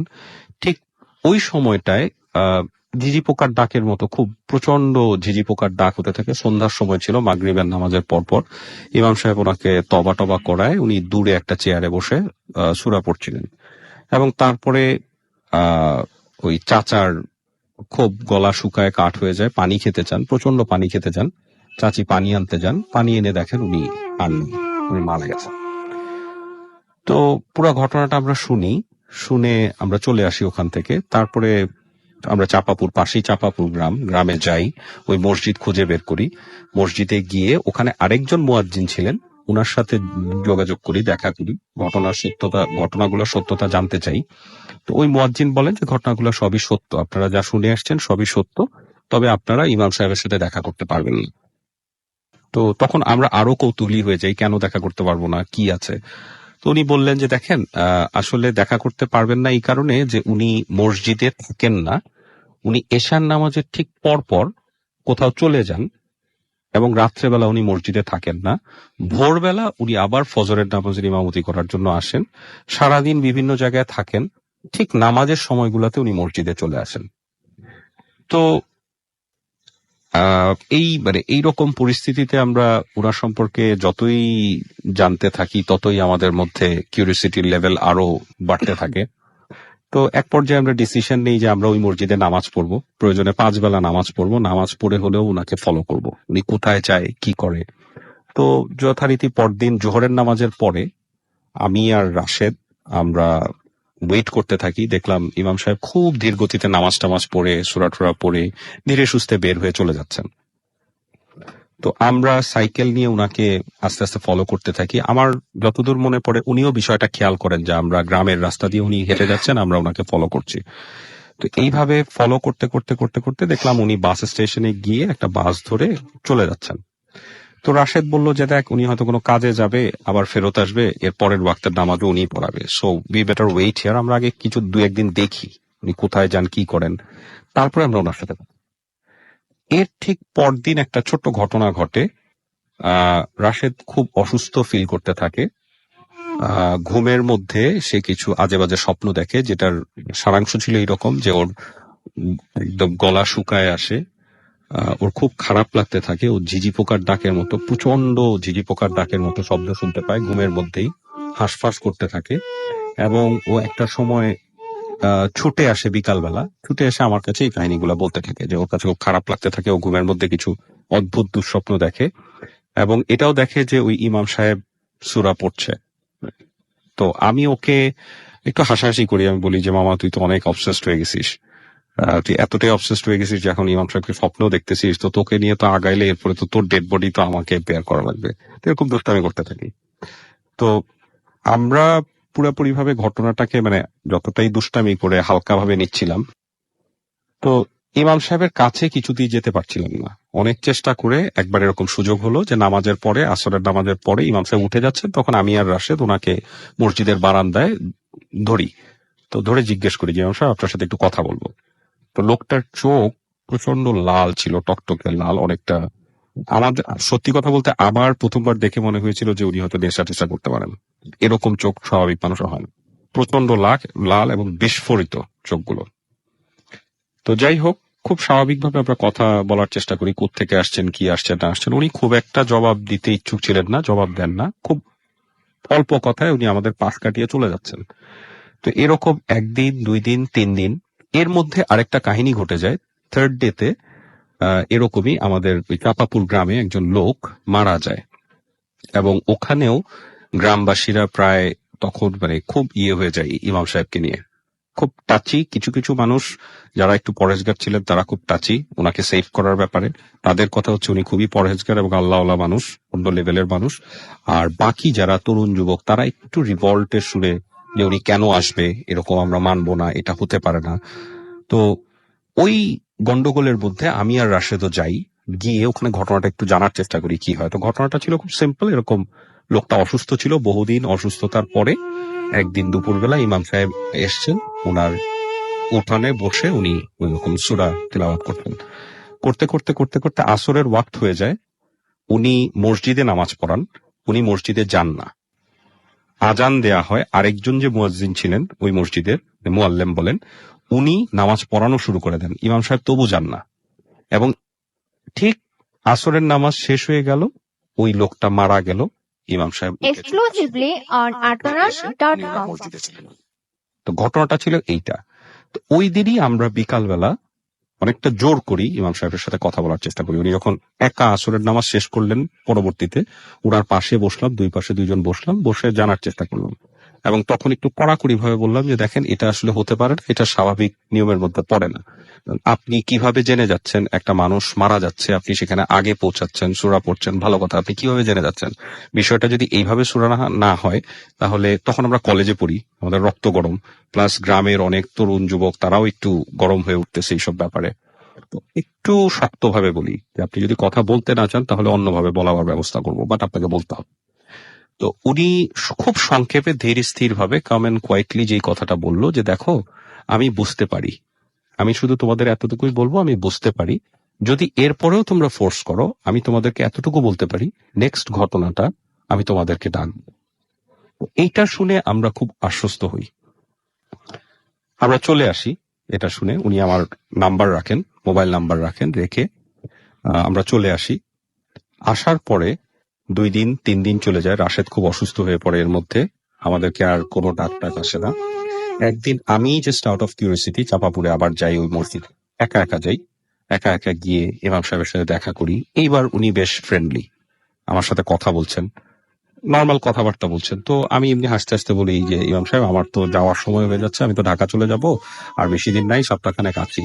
তো ঠিক আছে, এর মধ্যে আপনি হয়তো আর কোনো ঘটনা হয়তো ঘটবে না, আপনার সাথে যদি একটু কথা বলতে পারতাম ভালো হতো। তো উনি বলছেন যে ঠিক আছে বাবা, এর মধ্যে আমি তোমাকে ডাকবো, একদিন কথা বলার জন্যই ডাকবো, আর যদি এর মধ্যে কোনো ঘটনা ঘটে আমি তোমাকে ডাকবো। মানে উনি আমাকে অ্যাভয়েড করেন সবভাবে। আমি ওই দিন মসজিদ থেকে বের হয়ে আসছি সাইকেল নিয়ে, কালো সাইকেল নিয়ে আসছি, ঠিক তখন দেখি রাশেদ আবার বাসা থেকে আসছে মসজিদের দিকে। আস্তে আস্তে বলতেছে রাশেদ আমাকে, কিরে ইমাম সাহেব তো ডাকলো। বললো, আমি বললাম ডাকলো মানে? কাকে ডাকলো? কেন, তোকে বলেনি? আমি বললাম যে কি বলবে? তখন বললো, কেন কালকে ভোরে তোকে বাজারে যেতে বলেনি?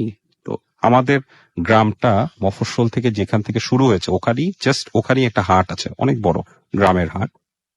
তো বলতেছে ওখানে যেতে বলেনি তোকে কালকে ভোরে? আমি বললাম না, আমি তো এখনই মসজিদ থেকে কথা বলে আসতেছি, এরকম কিছু তো বলেনি। বলছে কই, আমাকে তো বললো, আমি তো এখনই ওনার সাথে কথা বলে আসতেছি। আমি বললাম তুই কোত্থেকে কথা বলে আসতেছিস?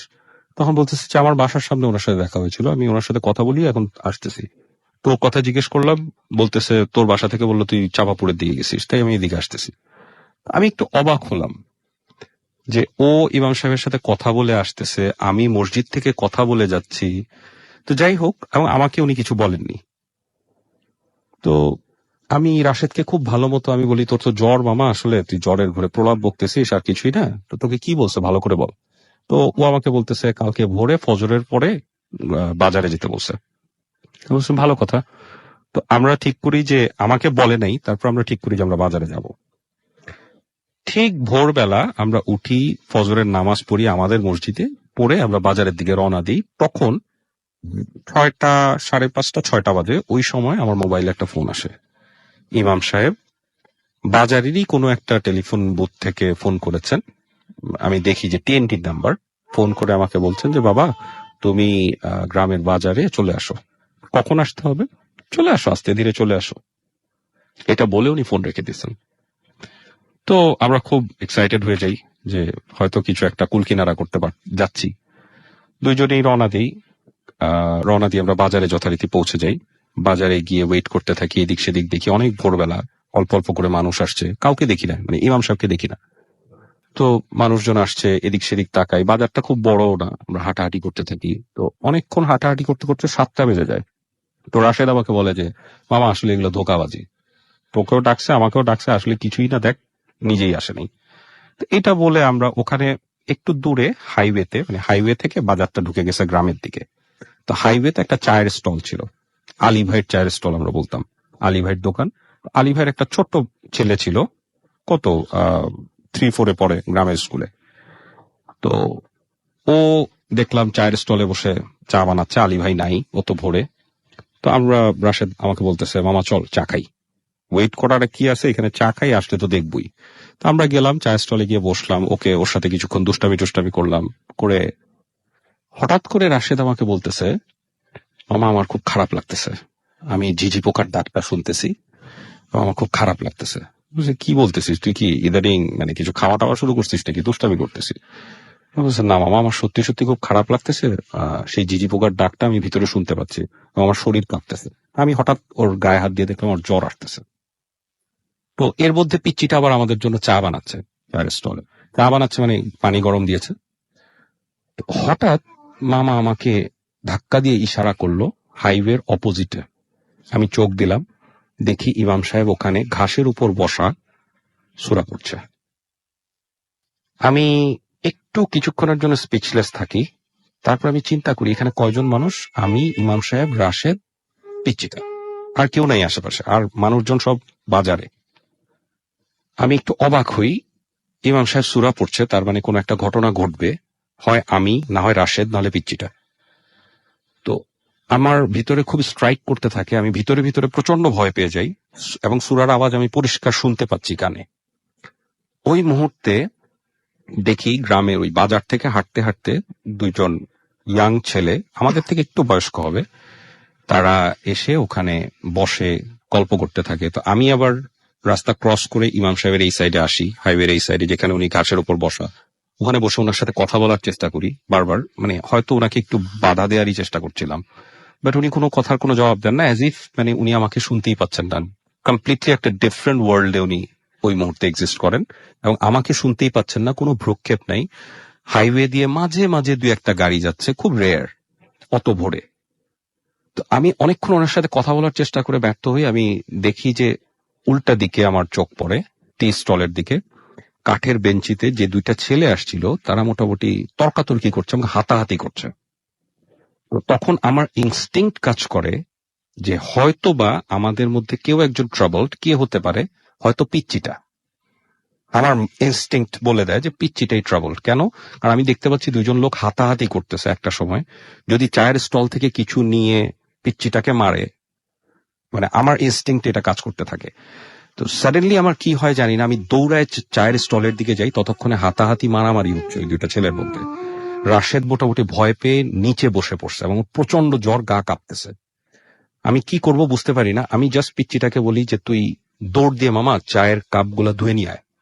আমি চাচ্ছিলাম ওকে এখান থেকে সরায় দিতে কোনোভাবে, এই দিক থেকে সরাই দিতে, কারণ তখন হাতাহাতি হচ্ছে রীতিমতো, এবং তাদেরকে কিছু বলতে যাওয়াটাও ঠিক না, কারণ তারা মানে প্রচন্ড স্ল্যাং ইউজ করছে, গালাগালি করছে, হাতাহাতি করছে। আমি জাস্ট পিচ্চিটাকে বলি যে মামা তুই কাপগুলা ধুয়ে নিয়ে আয় বাজার থেকে। ও জাস্ট কাপগুলা নেয়, কোন রকমে কাপা কাপা হাতে কাপগুলা নিয়ে একটা দৌড় দেয়। And ঠিক পর মুহূর্তে আমি শুনতে পাই একটা লরির সাইরেন প্রচন্ড জোরে। আমি দেখতে পাই, স্পিচলেস হয়ে যাই, আমার কিছু করার থাকে না, জাস্ট লরিটা পিচ্চিটাকে ডোলে নিয়ে চলে যায়। কয়েকটা মুহূর্ত আমরা 4-5টা মানুষ একদম স্পিচলেস অবস্থায় রাস্তার দিকে তাকায় থাকি। আমাদের সবার চোখের সামনে ঘটে যাওয়া একটা ঘটনা। আমি আজ পর্যন্ত এটা আসলে নিজের ভাষায় ডিসক্রাইব করতে পারি না, কি হয়েছে, কেন হয়েছে আমি জানি না। জাস্ট এইটুক মনে আছে, 2-1 মিনিটের মধ্যে দেখি ইমাম সাহেব উঠে হেঁটে চলে যাচ্ছে। এর পরদিন আমরা ওইভাবেই চলে আসি, এবং বহুদিন পরে শুনতে পাই যে ইমাম সাহেব ওখান থেকে চলে গেছেন, এবং এরপরে আর ওনাকে এই অঞ্চলে কেউ খুঁজে পায়নি, দেখেনি। ওকে, থ্যাংক ইউ সো মাচ। আমরা অনেকক্ষণ ধরে একটা ঘটনা শুনলাম এবং আপনারা অনেকেই এটার প্রশংসাও করছেন দেখতে পাচ্ছি। আমাকে দেখতে পাচ্ছি অনেক অনেক SMS ইনফ্যাক্ট এর মধ্যে চলে এসেছে। থ্যাংক ইউ আরিফিন ভাই। জয় আমাদের SMS করেছেন এবং SMS করে বলছেন যে আচ্ছা SMS পড়া হয় না যেন তার বেশ মন খারাপ। সোহেল মুক্তাগাছা থেকে আমাদের SMS করেছেন এবং আমাদেরকে SMS করেছেন দেখতে পাচ্ছি যে ফুয়াদ হাসান শেরপুর থেকে এবং আমাদেরকে SMS করেছেন আশিক, এছাড়াও DSR আমাদেরকে উত্তরখান থেকে SMS করেছেন। আমাদেরকে এছাড়াও SMS করেছেন আসিফ সিলেট থেকে। সুস্মিতা বণিক আমাদের SMS করেছেন এবং তিনি বলছেন যে ভূত এফএম তিনি মিস করেন না। এছাড়াও আমাদেরকে শুভ মিরপুর 1 থেকে SMS করেছেন আমাদেরকে লিসা রাজশাহী থেকে লিখেছেন অসম। আমাদেরকে সঞ্জিদা নারায়ণগঞ্জ থেকে SMS করেছেন এবং আমাদের তিনি বলছেন যে লাস্ট এপিসোডটা তিনি আর আম্মুর সাথে এনজয় করেছেন। রিমু আমাদের SMS করেছেন, থ্যাঙ্কস জানিয়েছেন আরিফিন ভাইকে। আমাদেরকে এছাড়াও প্রিয়দর্শিনী SMS করেছেন চট্টগ্রাম থেকে, লিখেছেন যে অসম হচ্ছে। আমাদেরকে কানিজুর রহমান SMS করেছেন আমাদেরকে রাব্বি মৃধা। এছাড়াও আমাদেরকে তাসিন খান SMS করেছেন, সাব্বির আমাদের SMS করেছেন, লিখেছেন অসম স্টোরি। এছাড়াও শুভ জুবাইদ আলামিন আমাদের SMS করেছেন, বিপুল তানোর থেকে আমাদের SMS করেছেন, লিখেছেন ভেরি নাইস স্টোরি। এছাড়াও আমাদেরকে রাব্বি SMS করেছেন আমাদেরকে সামি এবং প্রিয়া, তারা ধানমন্ডি থেকে আমাদের সঙ্গে আছেন। এছাড়াও আমাদেরকে মীরাবাজার থেকে শাহিন SMS করেছেন। এছাড়াও আমাদেরকে আলামিন SMS করেছেন রামপুরা থেকে। ইমরান SMS করেছেন আমাদেরকে প্রমিত সহ আরো অনেকে। আপনি যদি SMS করতে চান তাহলে মোবাইলের মেসেজ অপশনে গিয়ে টাইপ করুন ফুর্তি FOORTI, ফুর্তি স্পেস দিয়ে লিখুন আপনার নাম, স্পেস দিয়ে আপনার মেসেজ পাঠিয়ে দিন 9840 নাম্বারে। আমরা আবারও ফিরে যাব ঘটনায়, তবে তার একটা ছোট্ট বিরতি নিতে হবে। বিরতির পরে আবারও ফিরে আসছি। সো আমাদের ছেড়ে কোথাও যাবেন না। স্টে টিউন টু রেডিও ফুর্তি অ্যান্ড ডোন্ট স্টপ দ্য ফুর্তি।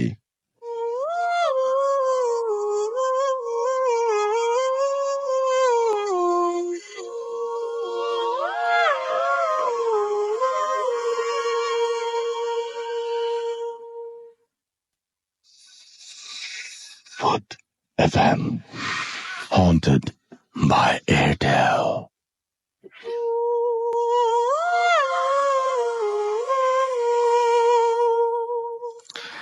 শুনছেন সবসময়ের রেডিও ফুর্তি, চলছে ভূত এফএম হন্টেড বাই এয়ারটেল। আমি রাসেল আছি সাথে, আমার সাথে রয়েছে মাসুম এবং আজকের অতিথিরা যারা এতক্ষণ পর্যন্ত আমাদের সঙ্গে রয়েছেন তাদেরকে আরো একবার অনেক অনেক অনেক অনেক ধন্যবাদ জানাচ্ছি। জানিয়ে দিচ্ছি কিভাবে আমাদের SMS করতে হবে। আমাদের SMS করার নিয়মটি হচ্ছে মোবাইলের মেসেজ অপশনে গিয়ে টাইপ করুন ফুর্তি FOORTI, ফুর্তি স্পেস দিয়ে লিখুন আপনার নাম, স্পেস দিয়ে আপনার মেসেজ পাঠিয়ে দিন 9840 নাম্বারে।